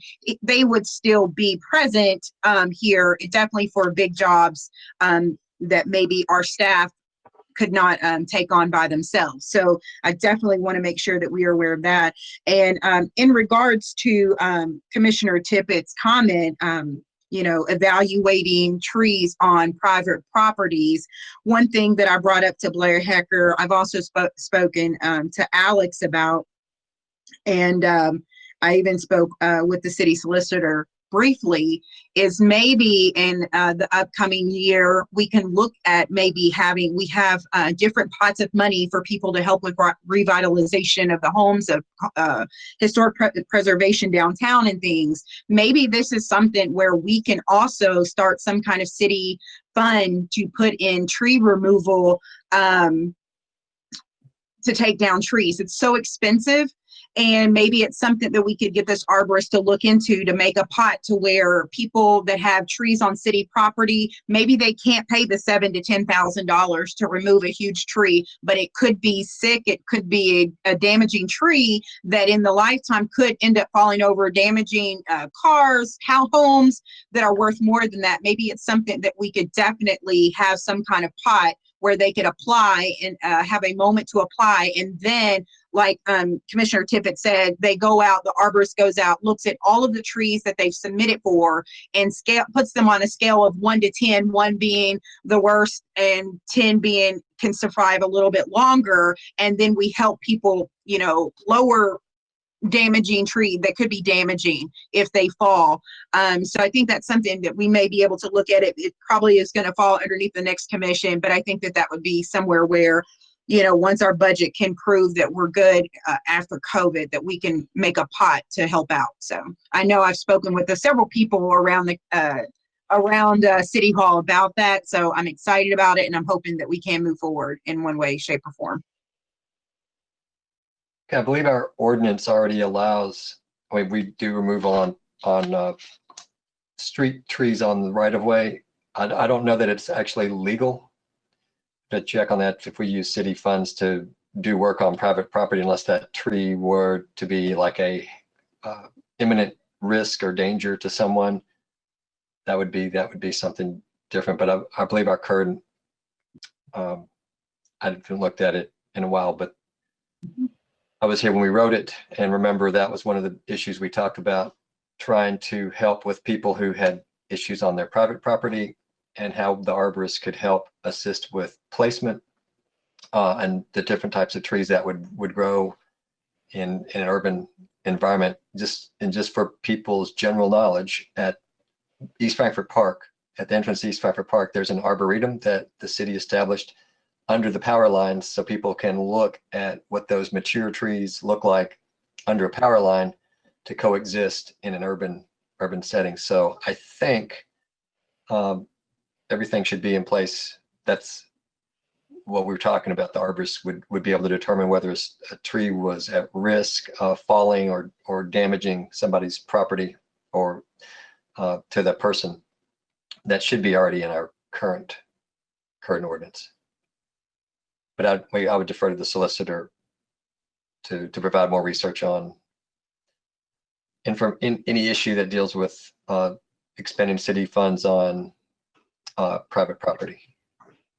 Correct. And that's what I was sort of going to, Mayor, is that if it's going to be damaging or something that looks like it could fall, definitely something we need to handle. And I believe there are a couple of staff members I've spoken with to do a little bit more research for me. So, Mr. City Manager, did you? Thank you, sir. Yeah, the good thing is that the Woodland Tree has a state bid contract, and the thing that is reassuring to me is that her relationship with Woodland and Mr. Mills is solid, and I feel like that he would help her all that he can. And with the utilization of the state arborists that we have in close proximity to us, this young lady is very driven, and there's no way that she would ever let us down. Man, that's pressure now, isn't it?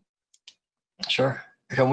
We'll get this on the first, the next available agenda to make any accept your recommendations. All right, thank you all. Next would be Parks Projects Update. This is on specifically, I guess that really covers all projects, but we also have Dolly Graham, Capitol View, and Fort Hill listed. And I'm not sure if this is something that Mr. Pickett is going to make a presentation or just being available to answer questions. Yeah, there's not a whole lot to really update on. We've spoke about Dolly Graham, so you're kind of you're up to speed on that project. Capitol View, just briefly, the lights are completed, so they're up and fully functional, and no issues that I know. Knock on wood. The sewer project is moving forward. That's a very large project, but from the best that I can tell, and talking with Kenny, things are still progressing forward. With COVID going on, we're not able to have, I guess it's a little bit of a blessing because we're not able to have a lot of big events down there and very small crowds. So sewer's not been a huge necessity. Now, when we get out of COVID, the sewer project will be a huge benefit for Capitol View, obviously, moving forward. And the master plan consultants are still heavily focused on Capitol View. And one of the first major projects that'll be coming out of their recommendations will be a restroom facility, which we have talked about, which is a huge need there at Capitol View. Kenny, you want to just give a quick update on that project? Yeah, we actually tested the first 1,800 feet of sewer line today, and it passed. So that's all done. They're finishing up some cleanup on that part of the project.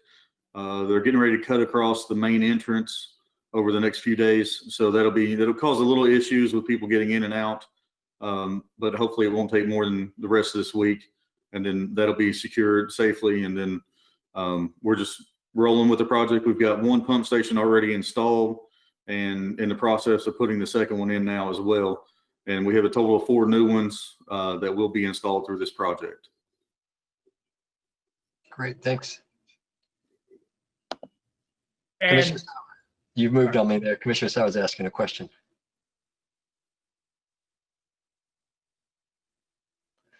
Oh. Go ahead, Commissioner Sauer. Thank you, Mayor.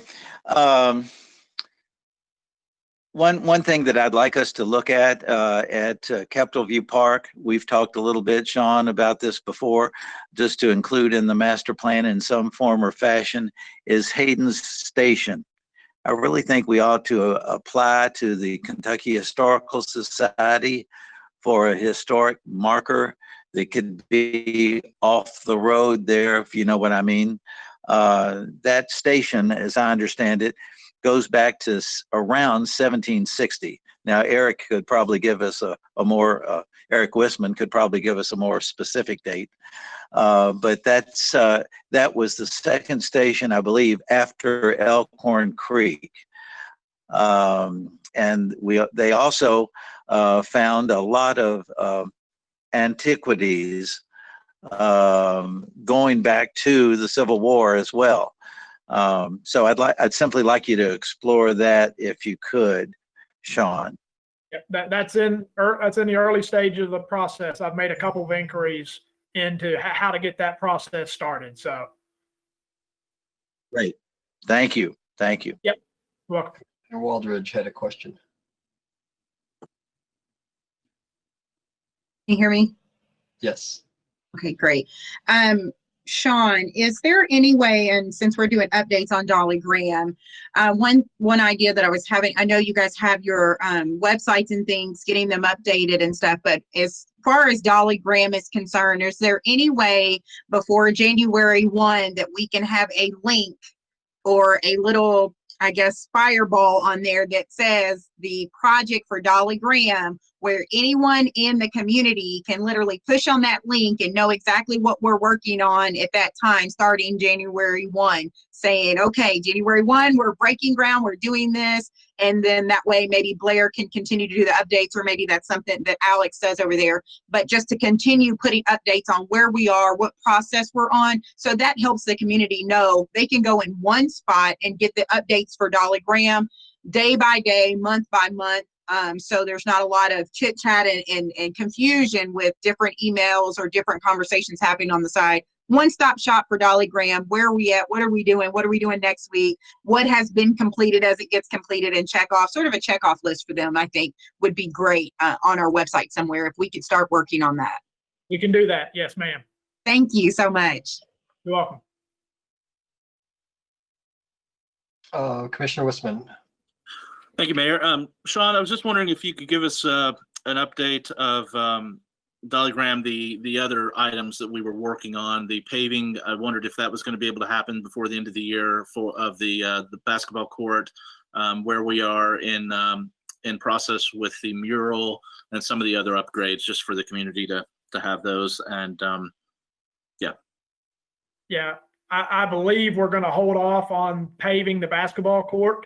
I know Mr. Russell had looking at Public Works to do that, but I believe we're going to hold off on that. Correct me if I'm wrong, Tommy. That's correct. Okay. The mural, that we had a couple of artists reply to our request for artists, and Blair is working with that individual, or the one that was selected. And we're working on a process for him to come to Dolly Graham and to get the children involved in the local community and the different organizations to meet at Dolly Graham and to devise a plan with the community and the children's input from the various centers or neighborhood associations there in the Dolly Graham area, and kind of let them pick what they want to see on the mural. My best guess is with the weather and going into winter, this might, go into the spring. But if we get some nice warm temps, the artist will kind of have to let us know that. If he can paint in some cooler weather, then we'll definitely move forward with that. But if he feels like we need to wait for warmer weather, we may have to wait till the spring. But we're kind of going to work that all out with the artist. So that's where we stand on that. There should be more info to come in the next week or two. I know Blair is on top of that now. So, and we're trying to get some bourbon barrels from Buffalo Trace to kind of upgrade some of the landscaping around there.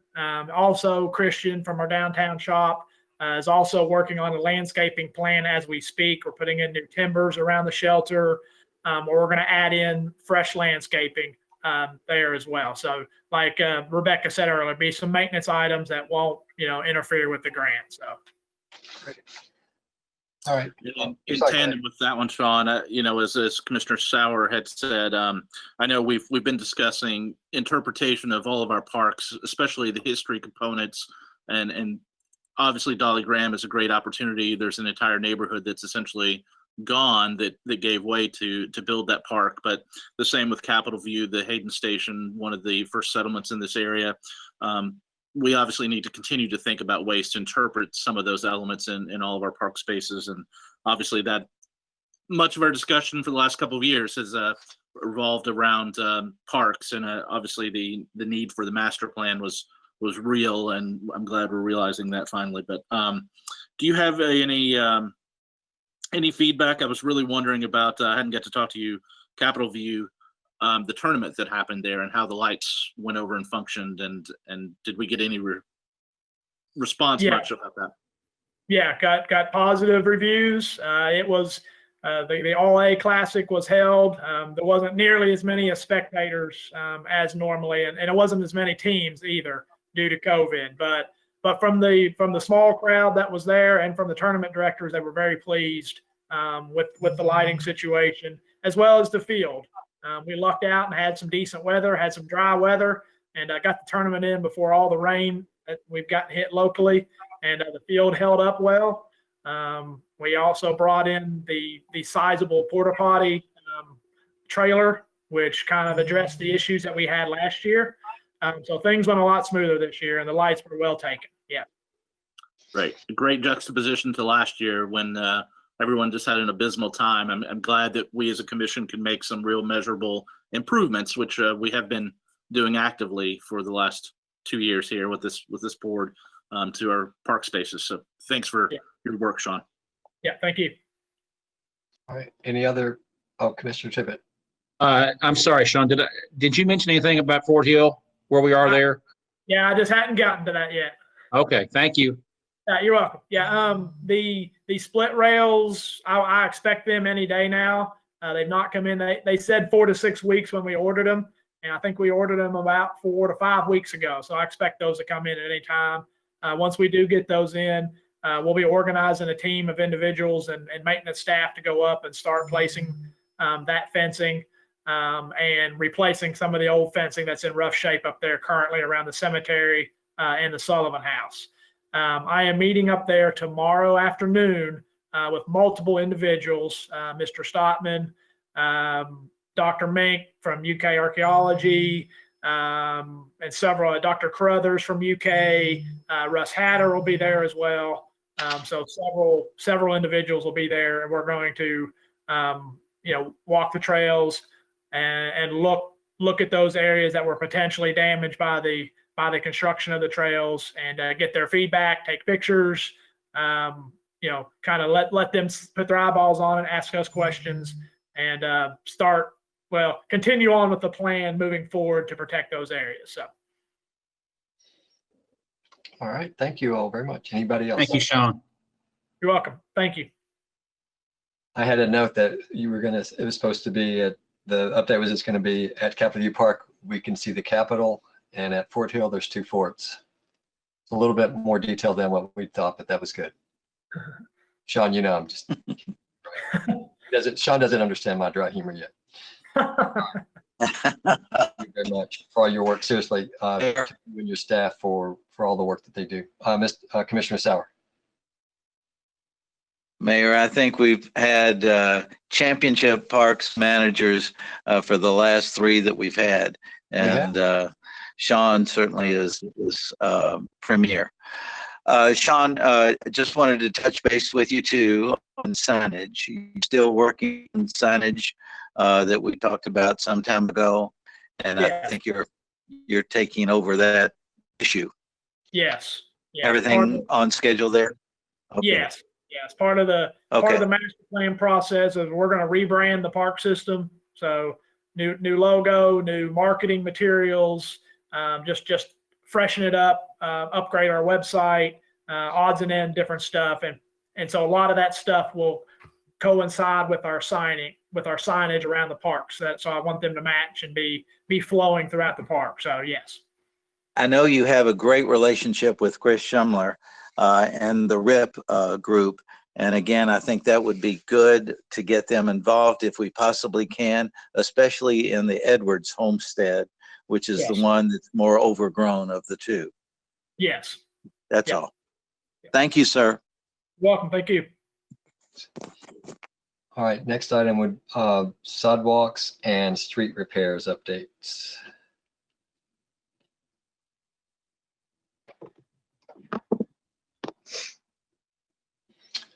And we have our director, Miss Katie Beard.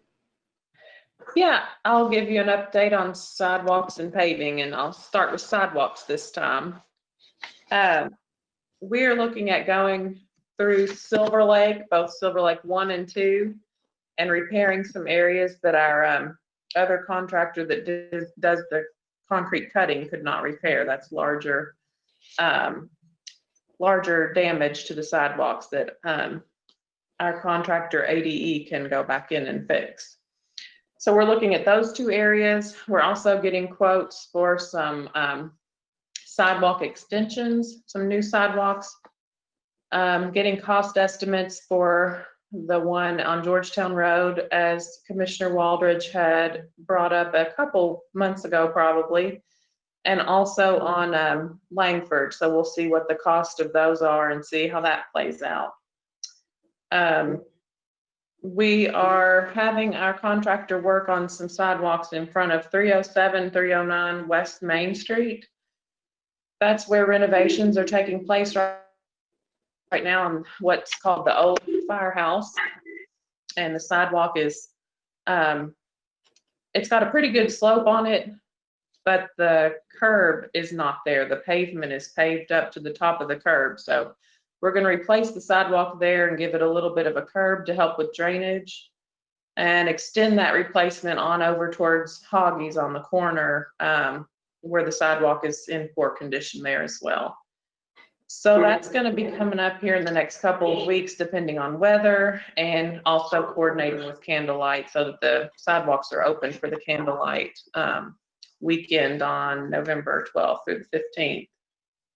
We've also done some work with our in-house staff. Our staff makes a lot of repairs based on complaints that come in.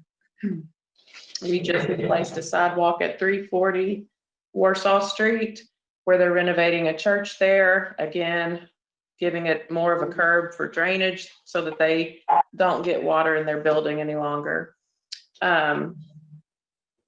Think that is about it for sidewalks at this point. In the near future, we've of course always adding to that list. Okay, Commissioner Weissman, do you have a question on sidewalks? Yeah, just a couple of comments there. The firehouse you speak of, Ms. Beard, that sidewalk dates to prior to the 1950s, when that was still a pull-in for our fire trucks. So obviously, you know, there's a significant amount of infrastructure that needs to be upgraded. I just wanted to ask, while you're looking at Silver Lake, that is just one of the neighborhoods that really is kind of a pet peeve, that sidewalk will go around a bend and then suddenly stop and just doesn't exist for a telephone box or something of that effect.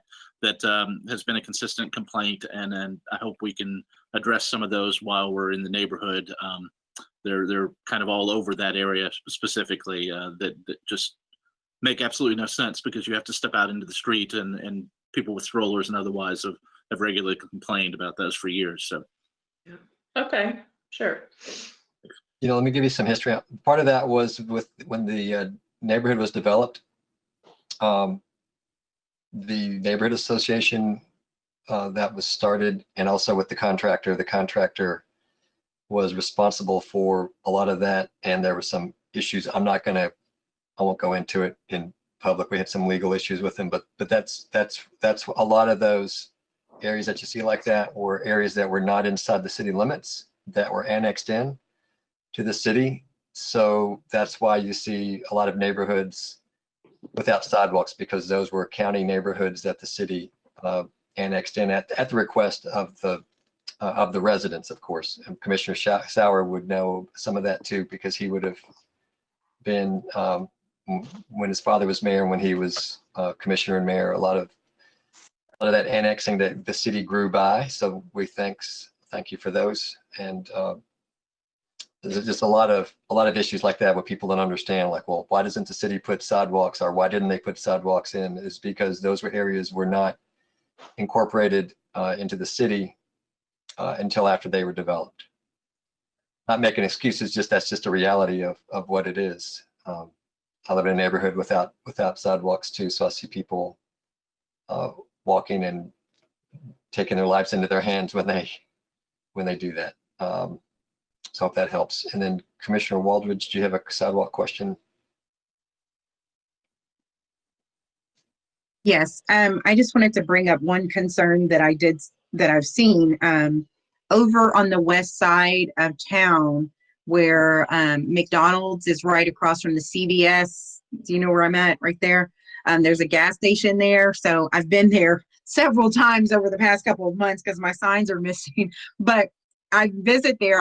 I've noticed that the sidewalk on the side of where CVS is, it actually has a drop off there. I don't know if that's been turned in. It doesn't even, it stops right before a patch of grass or whatever, but it's sort of like a drop off, and it's not even where if someone was on a wheelchair that they could even just go over grass. It seems to be a drop off. So that may be one you want to add over there just to look at it to see what we could possibly do. Okay, yes, we will look at that too. Okay, I've got an update on paving.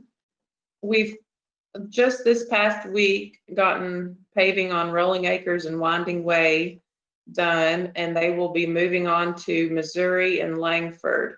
I think last time we talked, I had a list, a different list, and as I said, the list is always changing, and this list, once the contractor saw all of our streets, they felt that this was a good place to start due to the condition, as well as Rolling Acres didn't have as many cars parked that they'd have to get moved in order to get started. So this initial phase will continue, like I say, with Missouri and Langford, and then we will probably, we're waiting on the contractor to give us a final schedule, but we will probably jump over to the west side and pick up some of those, such as Blade and Dale, Harrodsburg, and then back again on the east side with Bypass Plaza and Ridgeview Drive from Peaks Mill Road to Locust Ridge. So those are some of our next streets. We have more. The list just continues on and on. So we're hoping to get quite a few of these done this fall and maybe even a little bit into the winter if the weather stays nice. And then we'll jump on the rest of the list in the spring. We do have another contract with, that was our Flynn Brothers contract that I just went over. Our Randall Davies contract, we are meeting, Ray Richardson in my office is meeting with them, I believe, tomorrow to discuss their plans, and Stevenson is first on their list, and we're really hoping to get that done this fall. So fingers crossed that the contractor can work that in this fall. And then we have a few other streets that they're looking at as well, including Swigert and portions of Lyons Drive and Jackson Drive. So that is my paving update, and I will answer any questions that you all might have. Okay, Commissioner Walters.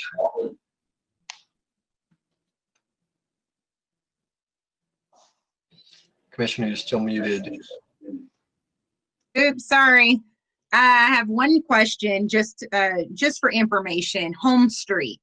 Is there, can you just add just a little bit for the community on why we're not taking care of Home Street at this time and potholes, that it's not a city street? Just share a little bit about that on where we are, but we are able to contact the state and let them know, that we can help. So could you share just a little bit to help with the community? Sure. Yes, Home Street, along with many of our bigger collector streets in town, are state maintained roads, and the city will actually maintain behind the curb, which includes the sidewalks often. But the paving itself is a state responsibility. So Home Street, while we do get a lot of complaints, we pass those along to the state. And I haven't had a specific conversation with them lately, but I can and try to see. I'm not sure if Home Street's on their list or where it is in their schedule, but we can certainly look into that, find out. Okay. That would be great. And my other question was, I know that when we say we're paving streets, it seems like it's a great deal of money, could you explain to the city of, is that coming out of our budget, or is that coming out of, I believe our past city manager helped in making some policies where the right of way and things where the companies would pay for repaving. And that's sort of why we took so long with the East Main coming down that hill for everyone to get what they needed to be done, and it wasn't going to be an expense on us. So could you explain just a little bit about that? Sure, yeah, and I will say too, East Main is another one that the state will be paving, and they do have it on their list very soon. So in the next few weeks, we hope to see that one get paved. But yes, that's why we do have the two contracts. Our contract with Randall Davies is a utility repair contract. So when a utility company does any kind of work in a city street, they pay us a fee. That fee is calculated based on our right-of-way policy. And then that goes into a pot of money where we can repave the streets. And a lot of the delay on some of these, we just have different utilities that want to do work. And so we wait until all the utilities have completed, like you kind of described on East Main. We want to get all the utilities in and out before we pave it and get a new cut on a brand new paved street. So that accounts for a little bit of the delay sometimes on that contract. Our other one is just a general resurfacing contract that we have a list that probably will go on for forever, the next 5 to 10 years at least, with the streets that are currently rated as needing to be paved. So that list just keeps on going, and we will continue to resurface those as needed just based on their condition. Okay, someone else, I think it was Commissioner Sauer was next, and then Commissioner Wisman. Hope I got that right. I'm sorry, I'm trying to watch all the squares on the screen. Katie, as you know, Butler's addition is out there at Spaghetti Junction of 460 and of course US 60, 421. They all converge right out there across the street from our fire station. And we've talked before about, I think you could do 3 or maybe even 4 streets that are on your list, all within a block of each other. 2 of them extend off of Patricia, which is half done already. And as I understand from Mr. Hogston, the sewer issue at the end of Patricia and Laffoon has been taken care of. And I think you also had, I can't remember, you had maybe Butler and Elkhorn. Or Elkhorn, yes. Yeah. We do. They're all 3 right there close together. You could knock them out in not much time at all. Yes, and I believe Grandview is in there as well, and that's actually, we're holding that up for a stormwater project. We have an interesting situation over there where we're right on the county line next to Westover. Yes. There's some drainage coming over, so we're working with the county on redirecting some of the county's water and getting it past some of our city lots there. But we're going to probably do some open cut on Patricia and possibly Butler or Elkhorn to get that water over to 460. So that's great. So it was stormwater. Stormwater rather than sewer that had been the problem previously. Okay, I understand. Yeah. Thank you. So that's on it. We're doing a survey here in the next couple of weeks. We've got an engineer starting a survey, so we'll get that moving as soon as possible. Thank you. All right, Commissioner Wisman. Thanks, Mayor. Ms. Beard, I was just going to ask, I know we've had a public input engagement process into what streets need the attention according to our residents, and you've graded all of our city streets by priority. I'm wondering if you could maybe present the commission a bit of an analysis of how far you think the current funding will go and what streets will cover, and maybe if there are some additional things that really need some attention that maybe we could provide some extra funding to take care of priority issues. If you can give us an evaluation, and same for the sidewalks, where there may be opportunity to fix things that we can go ahead and address that would benefit from being repaired now rather than later. I just would like to see what your analysis was and what that public input was.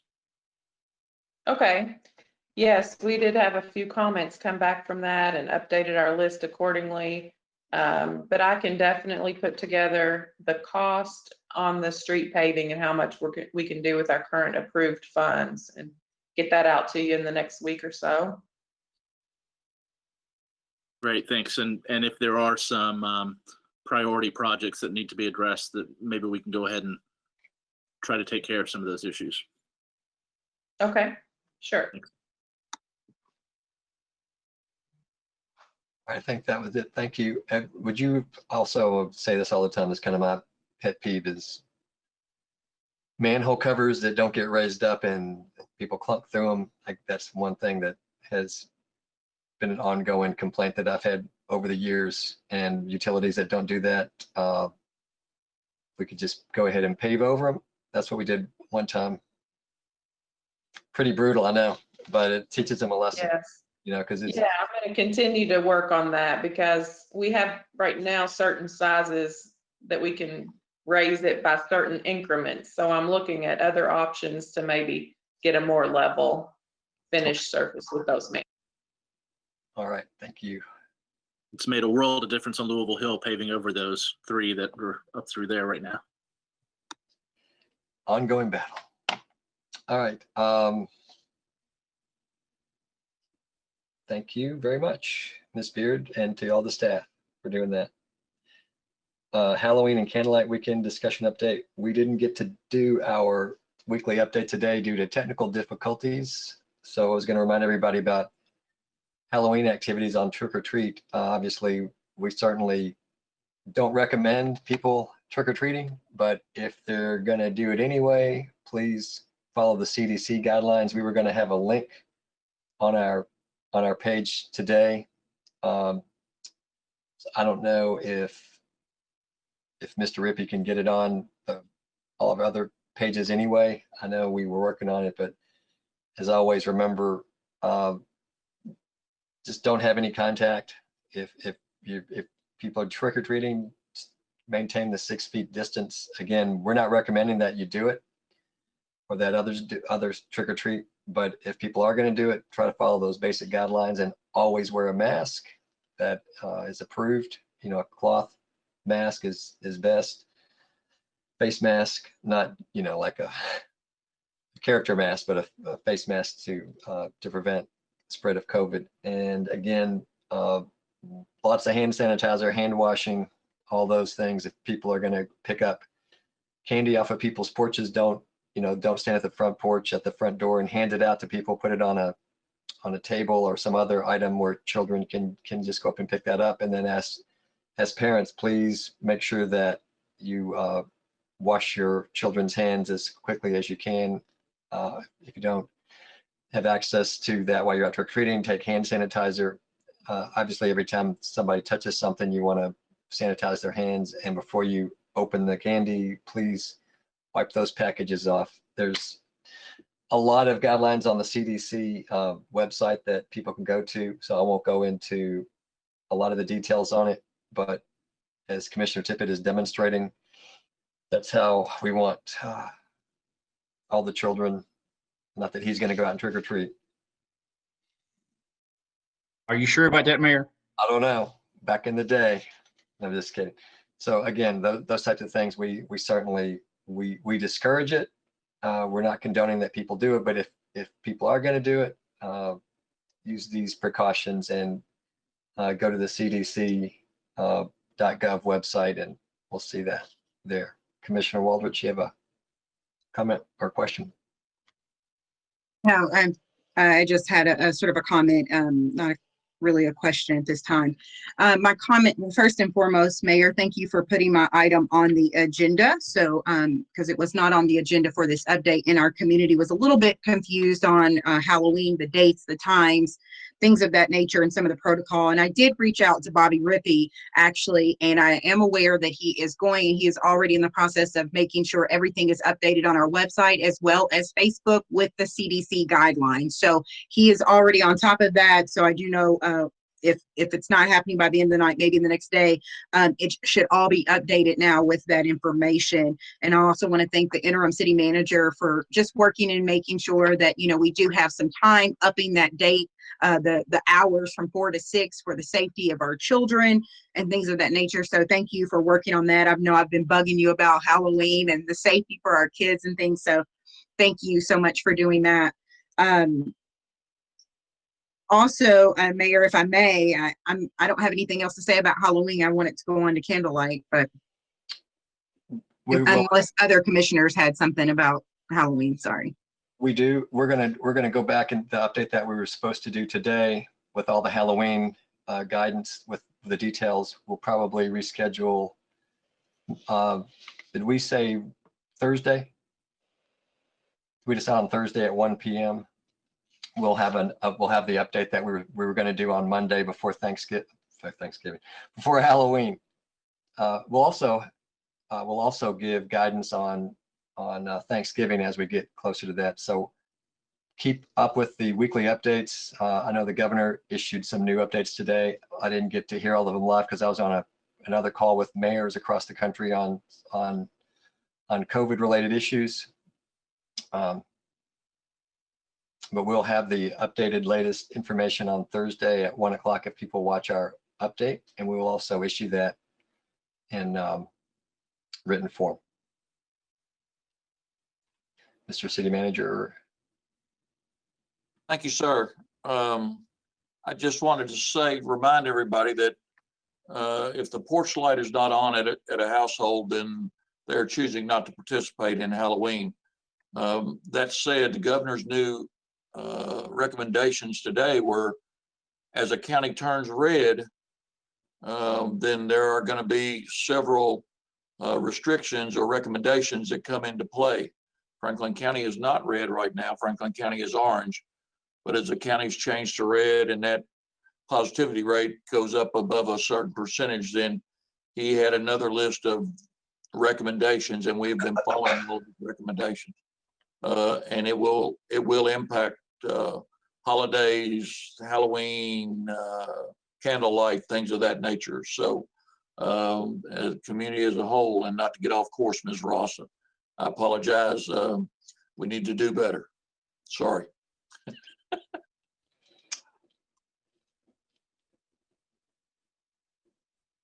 All right, Commissioner Waldridge. Yes, I also had a couple of comments on candlelight, so thank you for giving that update, Mr. Interim City Manager. I want to just pause here for candlelight. You know, the purpose of candlelight is that, you know, we're drawing all people, no matter if it's just our residents or other communities surrounding our areas, downtown to really enjoy each other. I know COVID's going to hinder that some, but basically to come down and, you know, spend money with our local businesses all over the city, and downtown is usually a focus.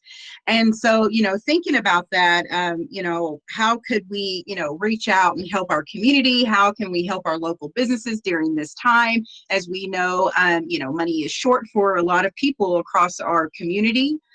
Even for businesses. And one thing that I wanted to bring up for that was an idea that I've spoken with a couple of people on. I've spoken with Miss Boyd, I've spoken with Miss Hecker, and a couple of people from DFI and tourism. And I think I would be willing, you know, right now I know we're spending a lot of money on other things, but I think we could implement a coupon program for candlelight.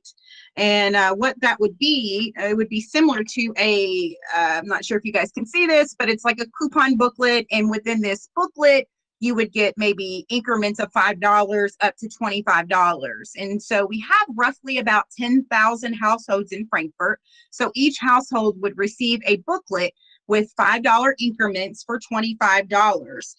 So that would be about $250,000. When you open up inside, you have businesses here that are listed that would like to participate in the program. And the goal basically here is really to help our residents in this time of need during COVID, as well as get them to come downtown to spend money. That's killing two birds with one stone. We're helping out the residents with a $25 coupon set, but then again, it's also going into the businesses to help them as well. And I would really like us to really consider this. Right now, it looks like it'd be about $250,000 in regards, you know, and I don't even think that all of that would be spent, but usually it's during a weekend.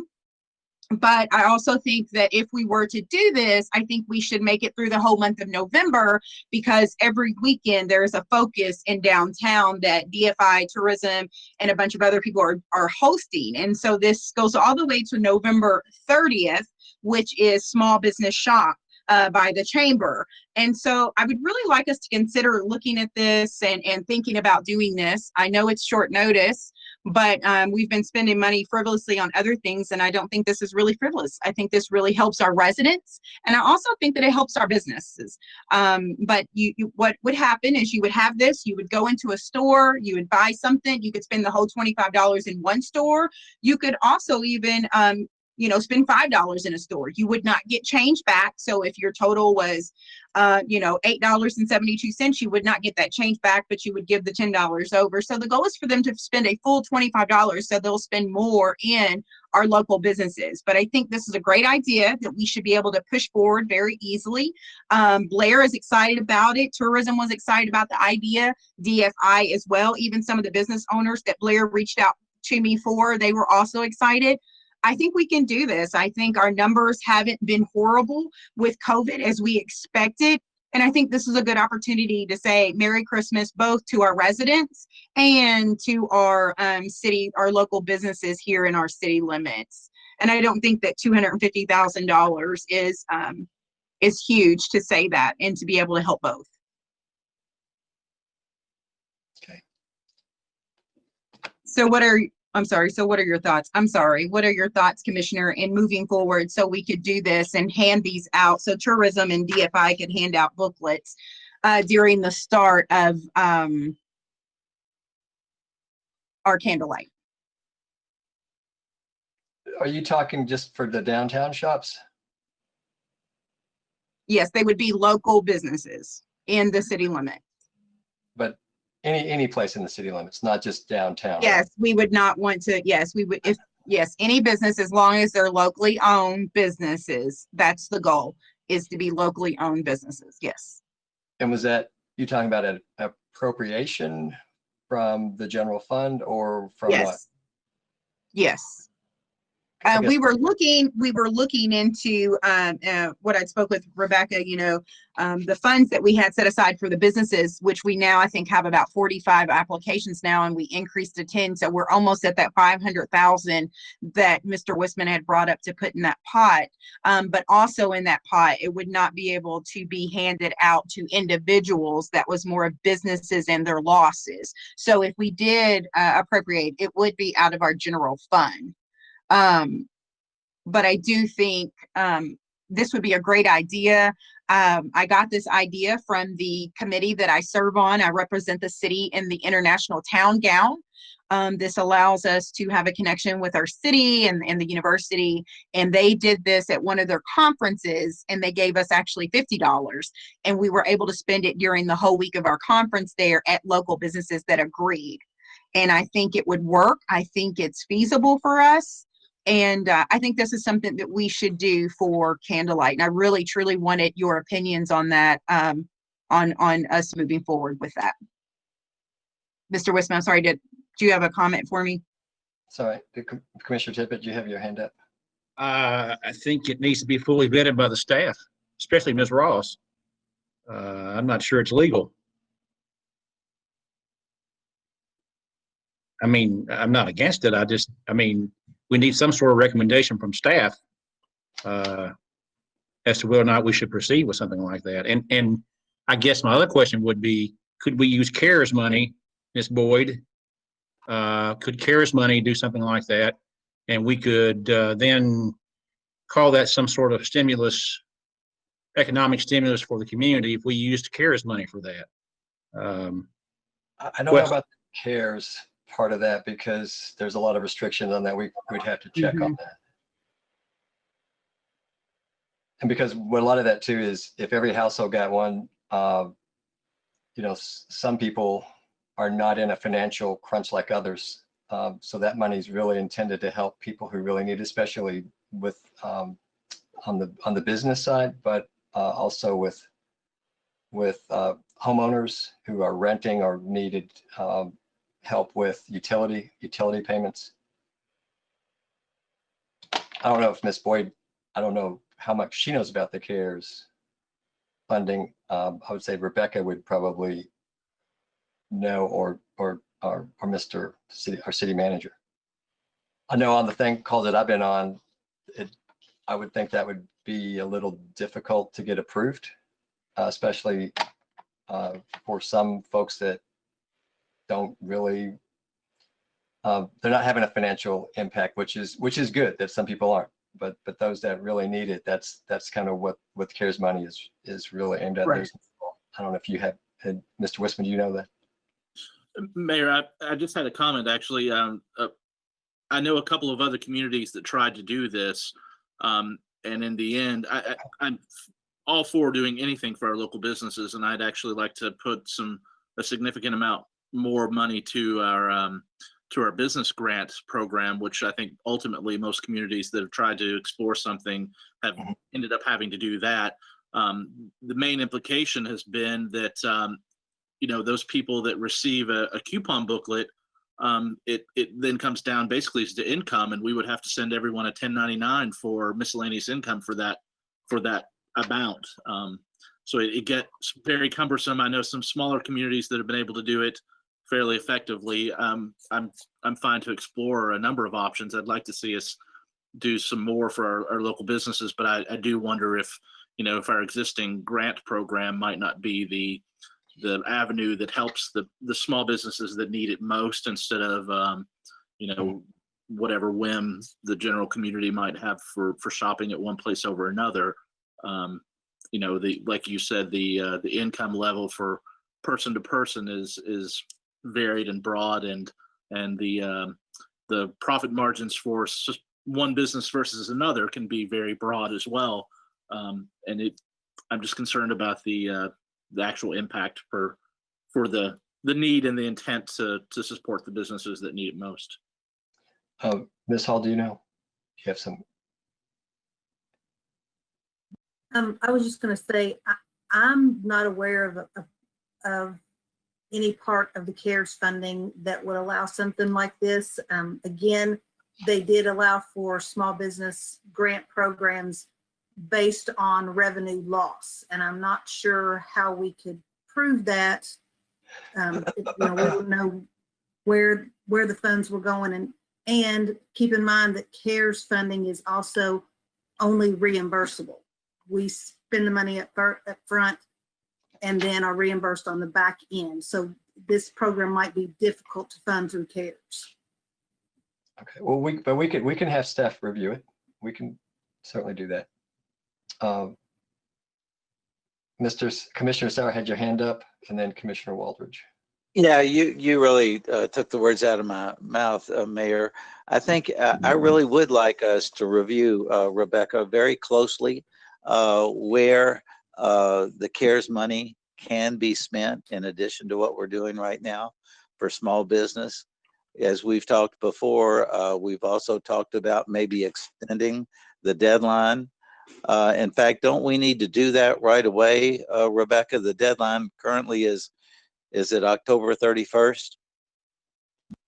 October 30th, I believe. 30th. Correct me if I'm wrong, Laura, but I think the mayor can do that by order. Can you do that by order, Mayor, temporarily, maybe until the end of November? But we are going to have money left over. We are going to have money significantly left over, in my opinion. Laura, do you have a problem? No, I was going to say the executive order is actually drafted, so we're ready to go what we need to do upon review.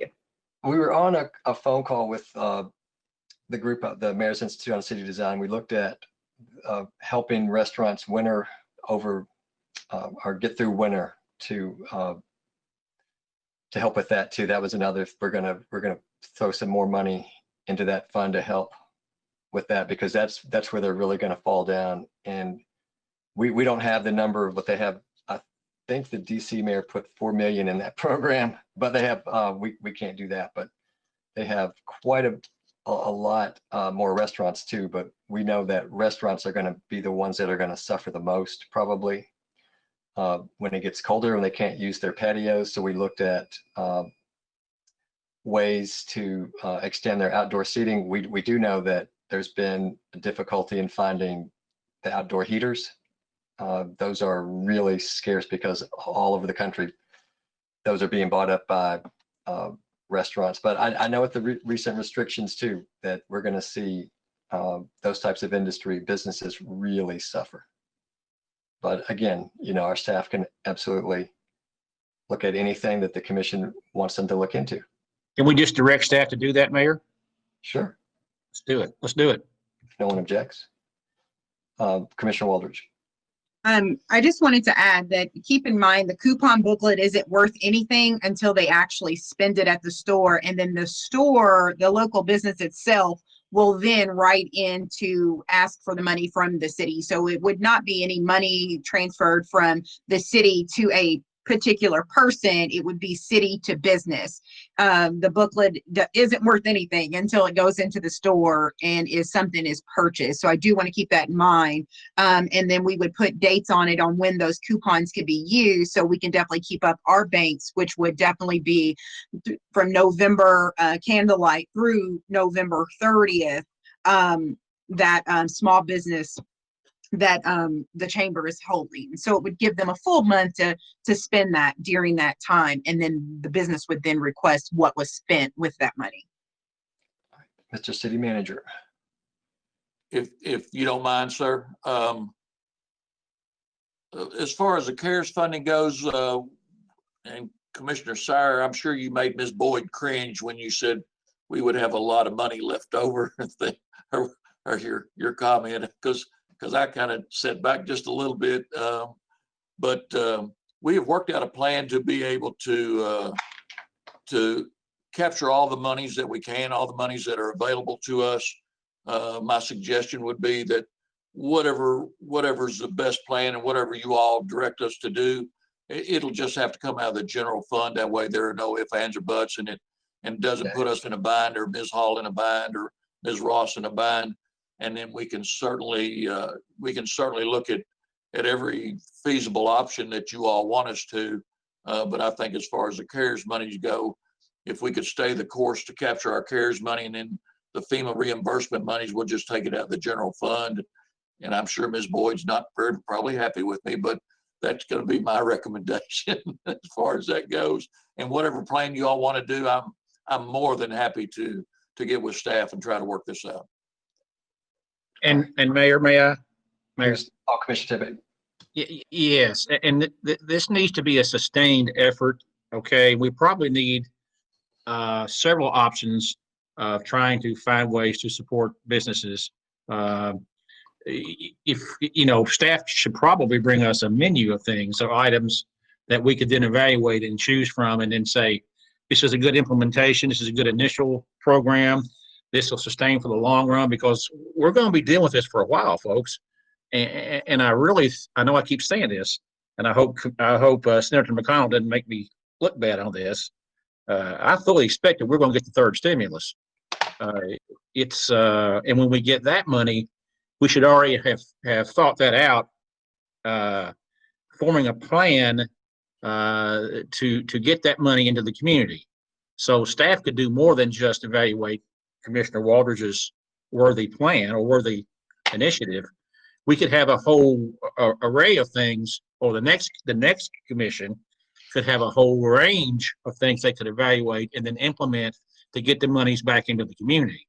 It's going to require some planning and some thought, and it could very well include Commissioner Waldridge's idea.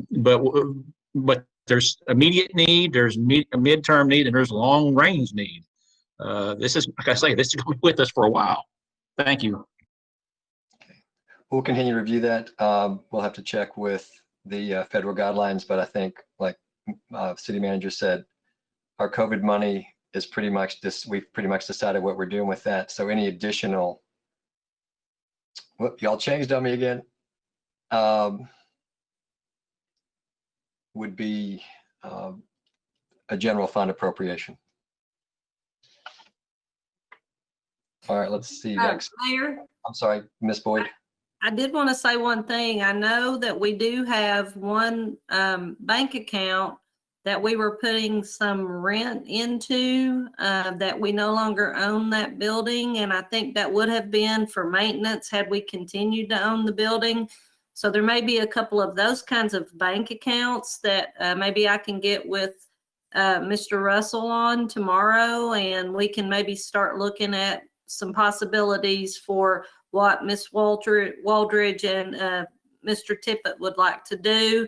And Mr. Sauer, you did not cause me any heartburn, I promise. That was only Mr. Russell thinking that. I'm perfectly fine. And but thank you, Mr. Russell, for explaining what I would have wanted to explain, but you did a good job of doing that on my behalf. Thank you. Thanks. Okay, Commissioner Waldridge. So in order for us to move forward with an idea for candlelight is what, November, the first weekend in November. So that's less than 2 weeks away now, that since today's Monday. So how do we move forward? I know that you said we may have another meeting coming up, another special meeting.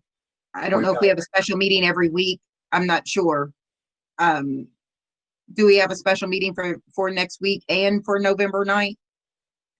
I think the city manager and we're talking with staff earlier today about that, whether we would do that. I think we were talking about that, trying to clear some of these items.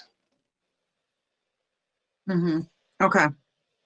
I just wanted to know, like, if we're going to move forward with this particular event, that would need something for us to come together. I don't mind to work with staff as I've been doing to see what that looks like and how we can do that. And then the printing process and things. I know we've already talked about some of that with Blair, but just wanted to know when we're going to have a next meeting to be able to bring that up for a motion. I would say work through the city manager, so the city manager will decide really which staff people are going to research or do or work on items. That's what his role is, and he would be happy, I'm sure, to see who is best suited to that. Okay. Interim city manager, I would like to speak with you. I guess we can talk maybe tomorrow on that. This is something that I did bring up when Mr. Keith Parker was city manager as well. He thought it was a great idea, but it did not make the agenda to be discussed. And I am aware that Midway has done something very similar to that. It's been a success. So maybe it's something we can also look into Midway on how they did their particular program. Because I remember I brought it up and literally a month and a half later, Midway was doing the same thing. So if we could research that, that would be great. And I'll be willing to work with you on that. Mr. City Manager. I think as talented as Ms. Hecker and Ms. Hall are, that if you give me 3 days, that we can come up with some initiative or some type of plan and then flesh that out by the end of the week to see which direction we want to go. Okay. Thank you. Yeah. I'm going to have an emphasis on low income families. That's really what I'm most concerned about right now. Not that I'm not concerned about other folks that are in our community, but right now we're looking at those businesses that are on the verge of really having a tough time because of winter, and not all of our businesses have the same need as do residents. Trying to figure that out, I think, is going to be important, but especially these programs that help people with rent assistance, utility payments, that type of thing. There's a really strong rise in that need in our community. When you talk to our social services agencies, we're really trying to figure out how best to inject that type of funding in there to get these restaurants and bars through the winter, because they're, especially the bars, I know some people may not like that, but some of the bars do serve food and are classified, but it's going to be difficult for any indoor type seating to be safe. So Mayor, question. I think Commissioner Mr. Wissman. Yeah. I think Commissioner Sauer actually he froze on me though, but let me go back to him and then come back to Commissioner Tippett. Commissioner Sauer. Yeah. Mayor, I like what you've said difficulty with utility payments and so forth, maybe we can collaborate with the Electric and Water Plant Board in that regard. Secondly, I do like the idea of restaurants because they are going to fail this winter if they don't get more help.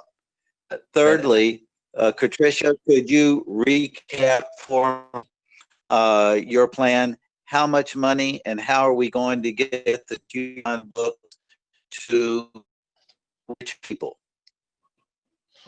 Commissioner, so I'm not sure, we kind of lost you there. You broke up a little bit, but I'll try to piece it together on what I think you said. So first of all, when working with Blair, we have realized there's about 10,000 households in the city of Frankfort. And so you're roughly looking about $25 for a household, which would be $250,000 roughly, is what we would sort of put in a pot for that. Not to say that all $250,000 would be spent, because it would depend on the person going in and spending it during the time frame that we allotted. It would then be a coupon booklet similar to this that would have $5 increments. On the inside, one side and whoever wants to be a part of the program, everyone does not have to, and everyone will not probably, I'm not sure, but we ask the businesses who wants to be a part of it. And then on one side, we have bars and restaurants on this side. And then on the other side, we have like local businesses, spas, and things of that nature with this particular coupon. So it's, all businesses, you can spend it on food, you could spend it on something at completely Kentucky, you could spend it on whatever, as long as that company wanted to be, that local business wanted to be a part of it. So you're looking at about $250,000 roughly. And that's just putting in a pot to see how much is actually spent. But did you have other questions? You cut out. Yeah. How do you get the coupon book to the people, to those 10,000 people? So we felt the best way in speaking with Blair, because I figured that the interim city manager would definitely be challenging her in this and putting her on this committee to handle. But in speaking with her, the best way would be basically going through planning and getting the addresses, and then we would pair up with tourism and DFI, as they're the ones that usually have like a sign-in area for candlelight, and we would work with them to do the distribution for everyone to come in and get their booklets and sign off on them, rather than putting them in the mail or something like that. But there would be a location, if you're interested, that you could come and receive your book by showing an ID at different times. And if you did not get them on, let's say, candlelight, which is November 12th, I believe, starts November 12th, you could come and get them at different times. You would just have to use it by the end of the month, which is that 30th. Does that answer your question? Yeah. Okay, thanks. Okay. I'll go back, Commissioner Sauer. One thing I want to answer your question. The city manager and I had a discussion with the plant board leadership, and they talked to us about utility cutoffs. There's a huge problem with that. That's costing the plant board several $1 million so far. So we're trying to figure out how to prevent those cutoffs, and also keep the plant board from, I forgot, how many was it? Do you remember, Mr. City Manager? 3, I don't know. They had almost like between 1,500, 2,000 customers in arrears, and more than a couple of $1 million, Mayor.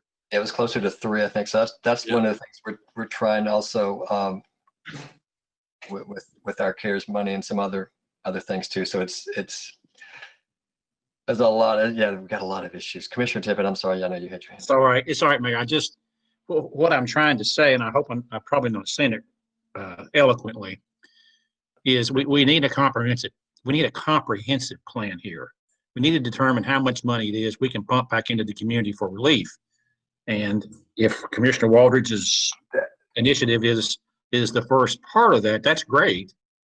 But surely, like you're saying, we need to determine if we want to spend $250,000 on that initiative. If we're going to have pump money into the plant board folks or getting cut off, we need to figure out, Ms. Boyd, we need to figure out how much money we have that we can pump into these relief programs, and then develop a comprehensive plan. I think if we do it piecemeal, we're not going to get the bang for our buck. Okay, that's just my point. You're right. We do have that. We got the 1.9 from the CARES Act, and we have a little over $1 million that we know we can do for business stimulus. We already budgeted the 500,000. We've got people applying for that, and then the next wave we were going to do an additional grant appropriation to those, especially those businesses that rely on the outdoor seating type situation to get them through, because we know that we're just afraid we're going to lose some well-established businesses if we don't target that.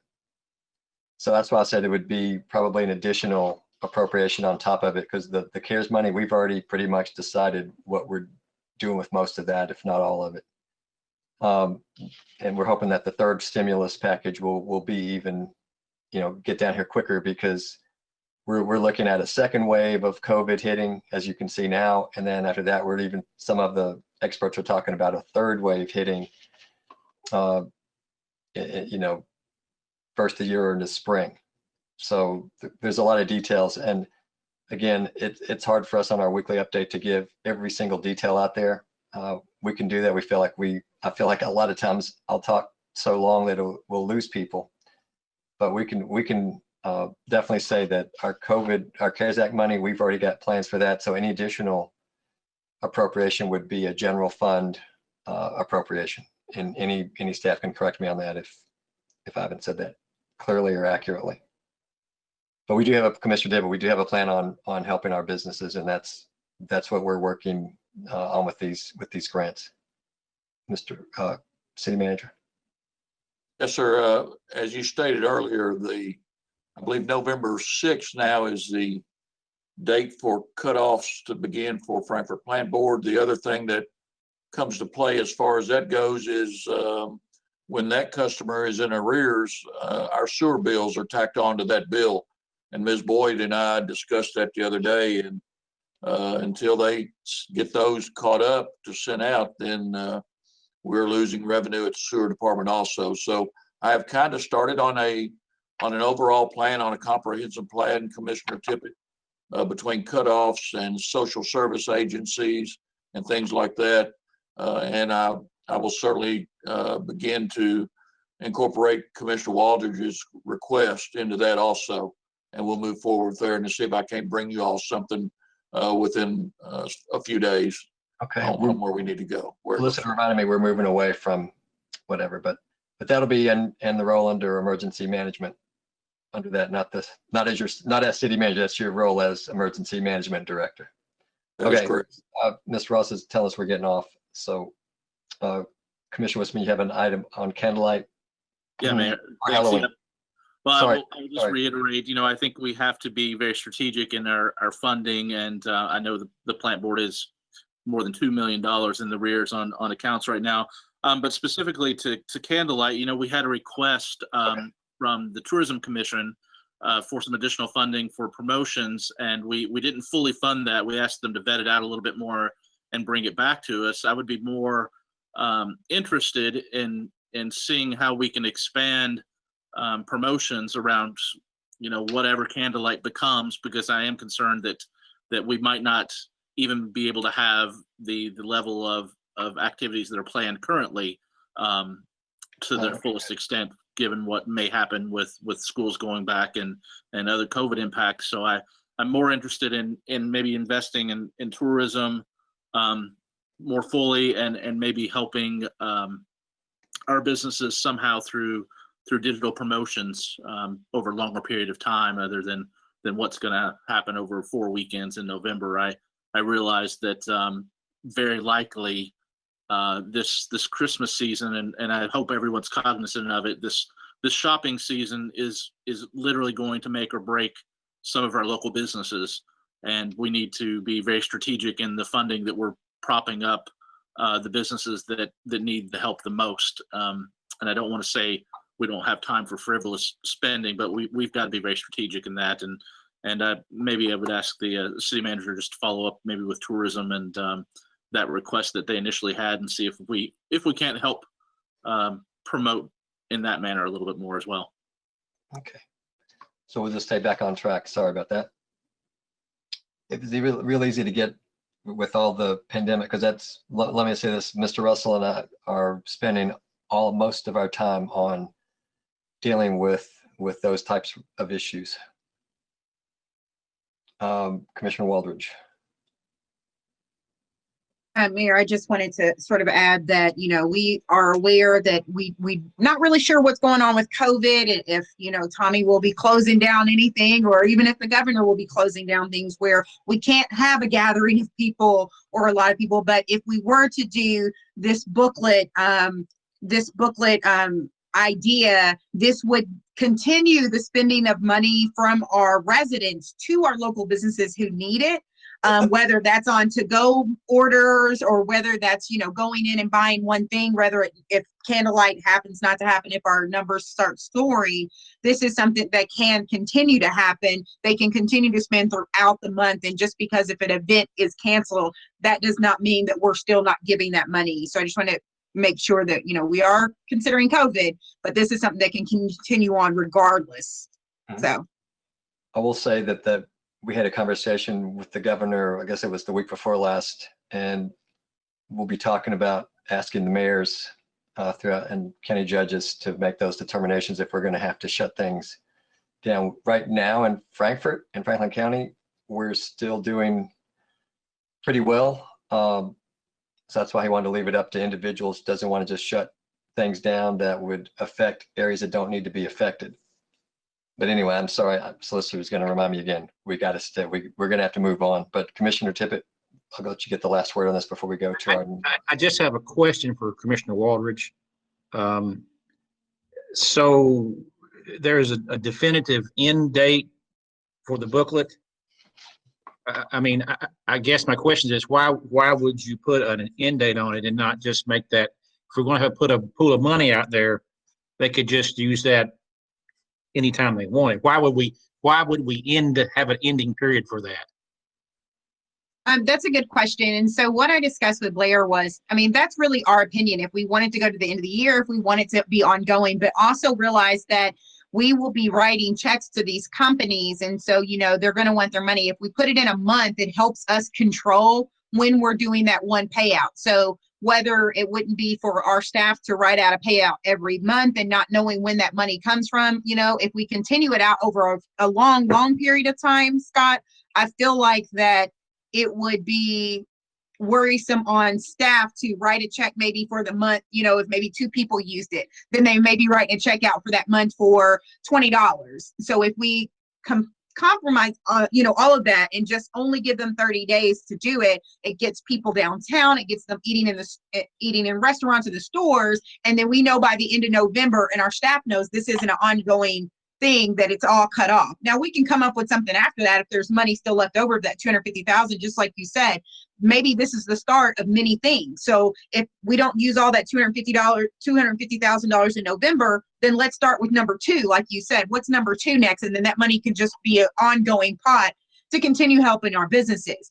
But I wanted to add on also what the mayor had said.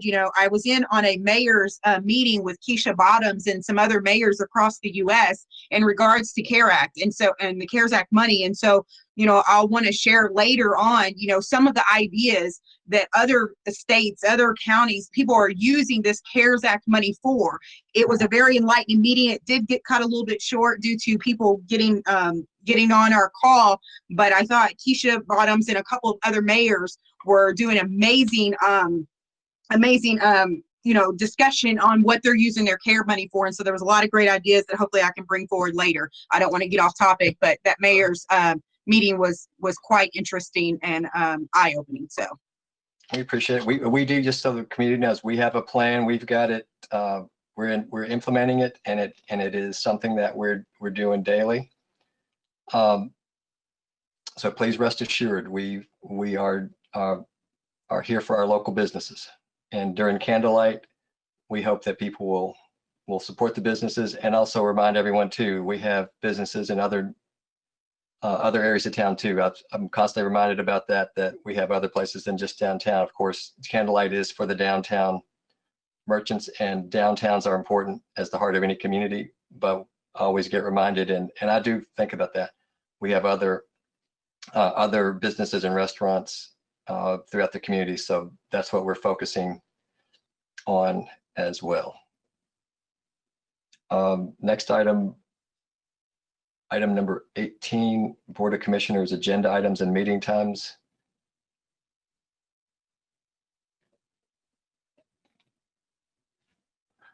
Mayor, I asked for this to be put on, and I think that, I think the last straw was basically the Thursday special meeting that, tried to occur last week. I just think that communication needs to be better here, not just for myself as a commissioner who is on the commission and definitely should know when that meeting is, but also for our community. Our community wants to sit in our meetings. Our community wants to have a say. And these pop-up meetings that continue to happen for special reasons on whatever it is, our community needs time. If they want to comment or if they want to have something to say or knowledge, they need to know. And I think we need to work on also having more, whether we say, hey, all special meetings happen on Thursday at this time, whatever it looks like, so it can help us with our schedules. We need to discuss that and help ourselves as well as the community. The other piece of that, Mayor, is that, with our agendas, I understand today, we tabled a couple of things because of discussion and our agenda was long. I understand that. But also in discussion or having the information at hand, when things are put on the agenda on Friday, I think they need to be completed on Friday, and that information needs to get out to us as well as the community, and they don't need to be pending. I think that that's a concern for us, so we can have ample time to read over it. I mean, we have a stack of papers this big that we're voting on or we're discussing, and sometimes things are given to us at last minute, and some of us do have other jobs, and there's other things in the city that can be done, and so I just clearly want to make sure that we're getting this agenda done. And then my third thing on the agenda would be that we're being respectful of our staff. I do come in sometimes on Friday, ask a few questions, when I can, and I see Shermay just scrambling away, and working on this agenda. And sometimes it's 4:30, 5 o'clock, and she's still in there. And I know, if I'm not mistaken, Mr. Wisman, Commissioner Wisman and Commissioner Tippett have also brought up these concerns about having the agenda ready by noon, having this agenda prepared, and to set guidelines and to set deadlines for this. I think we need to start implementing that and pushing it. We are, not saying we're overworking our staff or anything, but at that time it becomes wearisome when they send out an email to you for approval of agenda. Sometimes it goes out in the morning and they won't hear back from you on that agenda until 4:30, right at 5 o'clock. And I just think that that's disrespectful of our time for our staff. And I think we really do need to implement something as a commission when that hard deadline is, to get that official agenda. And if the paperwork isn't ready at that time, then that agenda item needs to move on, unless the staff has something that truly needs to be, moved forward. But other than that, I think everything else needs to be moved on to the next meeting. If we can't have attachments and things needed for proper evaluation and proper view of an item on the agenda. And so I think that's something we need to discuss. We can discuss that tonight. And look in changing our rules and regulations as far as when we want that done, but I think it needs to happen. Thank you, Commissioner. I appreciate it. Just as a reminder, I gave that at the last meeting, said be on the lookout. We're going to call a special meeting because we had to pass over some items. The items that were put on last week were going to be on Monday. The staff came to me and said, can we change that to later in the week? So I did that out of respect for the staff so that they could have more time to be prepared. And that information was sent out to the commission. I gave advance notice that we were going to call it. All the items, I think, with the exception of maybe one or two, were items that had been passed over at the previous meeting. So the public heard that too, as well. Our staff has been dealing with a lot of open records requests and a lot of other things that they're getting thrown on them by others, and it's wearing them out. The city manager, in his role as emergency management director, and myself, we are busy. If people haven't forgotten, we're not just with COVID concerns, but the economy is something that we're working on. So we're working on that. There is still whatever the term that they want to use, social unrest, civil unrest, I don't care what you call it, but there's that issue that we are still having to monitor. So that meeting I gave fair warning to everyone. And then the staff asked that we take it off of Monday and move it to later in the week. They said Wednesday, but Thursday turned out to be better for the staff. And simply because you expressed a concern to our staff that you had an issue being there, I said, okay, I will, out of courtesy, then I will move that for this one time. So I will say again, folks, we will go at the pace that we need to go to get our work done. And as the staff gets inundated with more and more requests put on them, one of the things that staff had asked is that we have meetings during the day so that we can let our staff do their work during the day, and then at 4:30 when it's time for the end of their, whatever the end of their shift or work day is, that they can go get out of there. So it is out of courtesy to our staff, Commissioner. That is a good point. Commissioner Tippett? Yes, Mayor. I don't know who this question should be directed to, but I think the public should understand the workload and the amount of stress that is placed on our staff by open records requests. I'd like to ask Charmaine if she has off the top of her head, or Ms. Ross if she cares to answer it, how many open records requests we've had in the last month. I could tell you exactly if you give me just a second. I'd like to know. Sure.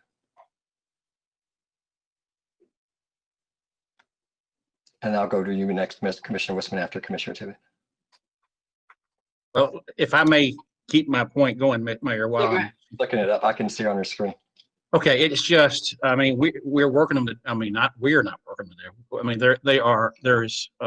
we put expectations and a load on them and they respond very well. But the extra load, okay, put on by multiple open records requests is, in my opinion, just about to break them down.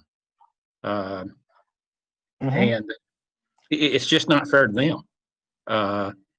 You know, I think folks, you know, have a right to know, okay, and they absolutely have the right to know what's going on, but they should also be cognizant of what's happening to our staff. What these just Commissioner, I'm sorry, I apologize for this. Our solicitor said that we need to get off the open records topic so that we don't. So the question about how many there are is inappropriate? I'm gonna let you go ahead and answer that. Okay, since say September 1st to now, I've had 60. 60? 60. And some of them have been upwards to 1,000 pages. Not all of them, but a few of them have been. Thank you. So that goes to the workload as to why we're going to have to, and I'll come back to you, Commissioner Wisman, as to why we are trying to have the meetings. That was out of respect for the staff that I said we're going to have special meetings. And I'm going to have to say this too. As much as we want to work with everybody's schedule, if we have to have meetings, we will try with them when commissioners can't get there. We won't put some controversial topic on there unless there's some type of a deadline. We will try to, this is trying to do the routine, if you want to call it routine, simple items that don't require a lot of discussion. That could almost be on the consent calendar. In the case of the meeting last week, I think I'd have to go back. I can't from memory if we were talking about adding a couple other things, but most of those items were what had been tabled, not tabled, but passed over from the previous meeting. So one of the things too, I'd ask commissioners if we can limit our discussions to try to keep those as brief as we can. We certainly don't want to not let anyone speak, because I don't want anybody trying to twist that around, because that's not true. We want everybody to have their time. And as I said, I'll stay here and stay awake longer than probably all of you all together if you want to meet all night. But out of respect to our staff, they are getting in there early and staying late, and it's almost, I will say this, it's almost like harassment, folks. And you know, some of the obsessions that people have been worrying about on some of these things is causing our workload to backlog, and that's why we have to do the additional meetings to try to catch up on that. Some things have to be done by certain time frames, and it's really working our staff hard. So out of respect to them, that's why we will need to be doing additional meetings. The city manager and I talked about it. We may have to do 2 meetings in a week at some point to try to help catch up on this. And if we meet during the day, I know some people criticize that, but cities and counties all across the country and in our state even, our own fiscal court meets at, I'm not sure if it's 8 or 9 o'clock in the morning. When I worked for the Department of Local Government many years ago, lots of cities and counties meet during the day. So if we meet during the day, I certainly offer no apologies to anyone on that, because our staff has been inconvenienced numerous nights by staying here late, longer than they needed to, and then next day having to go back and deal with the overburden of things that have stacked up on them because of people just, and it's their right. It's people's rights to do open records requests. That is absolutely their right.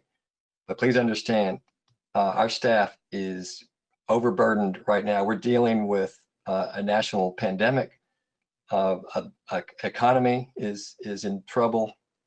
And as we said, the social or civil unrest, I don't care what term you want to call that. People can read into that whatever they want, but it exists. And with social media, that has ramped things up to a new level. And that's why our staff can't get things done, and why we're going to have to do special meetings. And it's not to block anybody out. It's not to make it hard on commissioners to get there, but we're the elected officials.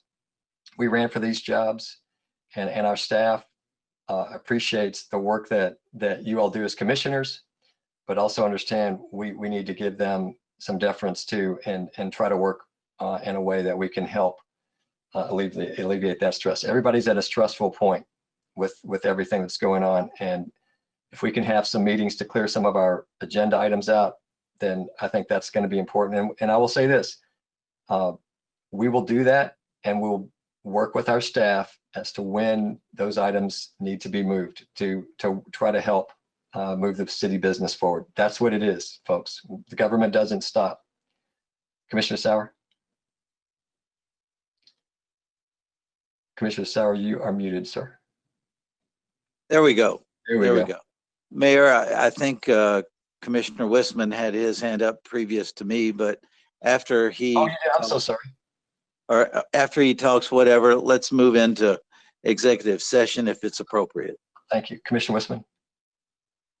Yeah, thank you, Mayor. You sort of said what I was going to, but I appreciate our city clerk goes above and beyond, and there's just been a presentation sort of here that someone wasn't notified of a meeting, but I distinctly remember and just recalled emails notifying all of us to please keep our schedules free on Wednesday and Thursday afternoon last week, and that was sent out on Monday, so that we held those slots to have those special meetings to help our staff, because they are tremendously overloaded, as we all are right now. And first and foremost, we are elected to be here to do this duty regardless of all else, and that's why state laws exist, to allow you to leave work and do your elected official duty. So I am happy and eager to do whatever we need to make the load easier on all of us, because frankly, this is a 3-hour meeting tonight that could have been an hour and a half or less. It's more beneficial to all of us, including the public, who need to digest all of this information. So if we need to start calling meetings more regularly to take off bite-sized chunks at a time, I'm all for it, and we need to all make ourselves available. So thank you. And folks, Mayor. please understand too, we don't want to block anybody out, but we are dealing with the emergency that the emergency management director and I, we work daily on that. We have to deal with a lot of issues that folks have never had to deal with, and I hope never have to deal with it again. So we're trying to get things moved as quickly as we can in the time that we have, and it's going to require some extra meetings to do it. Mayor, I just wanted to make clear,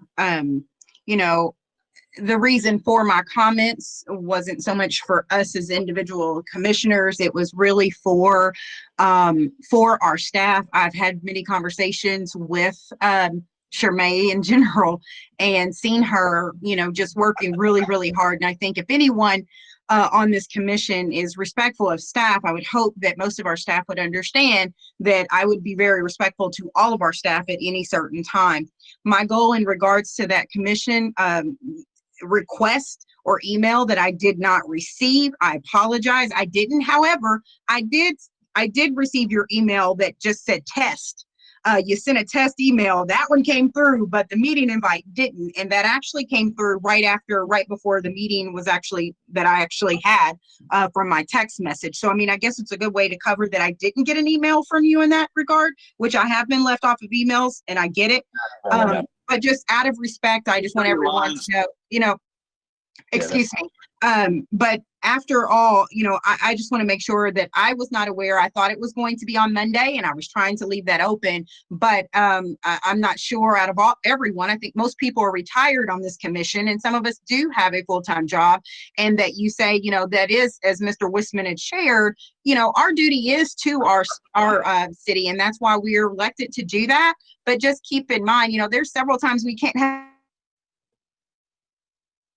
meetings or anything because you're doing your second job and not available. So I do want to keep that across the board, that now even more than ever, we're having 2-3 times meetings we've ever had since I've been commissioned, and probably more than I've ever seen in the last couple of years before me. We're having meetings back to back on things that sometimes really aren't something that we have to. And we're keeping staff in these offices, working until the last minute or over because we're waiting on a response from you that you're not giving. So that was my reason. I'm respectful of staff, and definitely Shermay, who is working her tail off right now for the city for all of these open records requests that are geared because our commission just isn't transparent.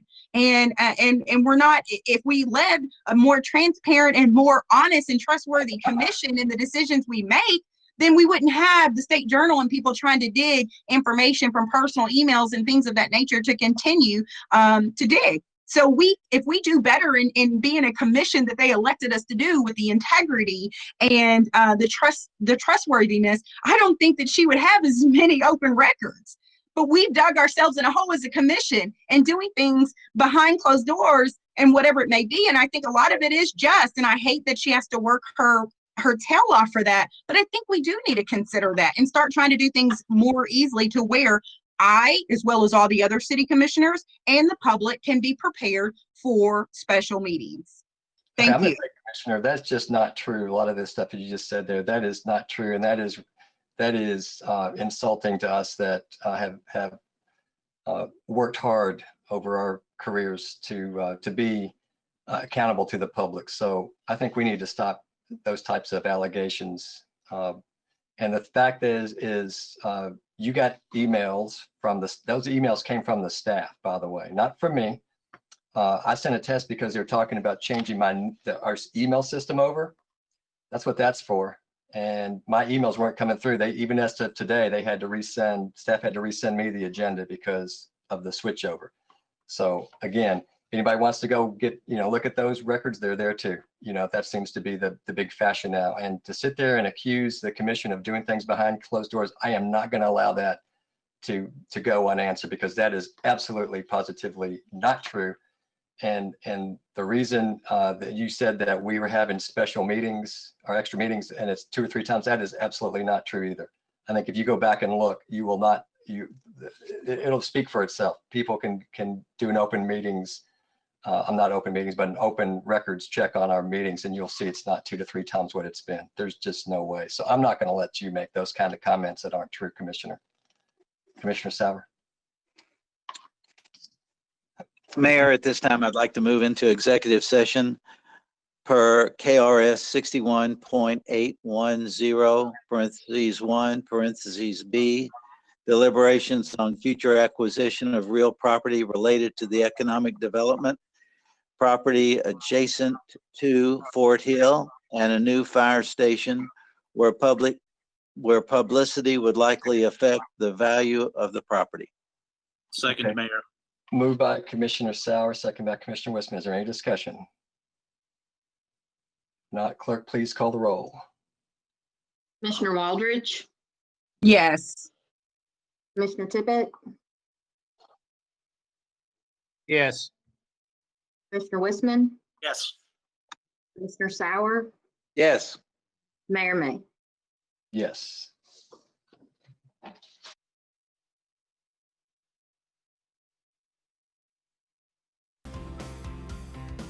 Move to adjourn, Mayor. Second. Second by Commissioner Waldridge. Any discussion? Seeing none. All those in favor of adjournment signify by saying aye. Aye. Opposed, nay. Thank you, everyone. Thank you all very much. Thank you.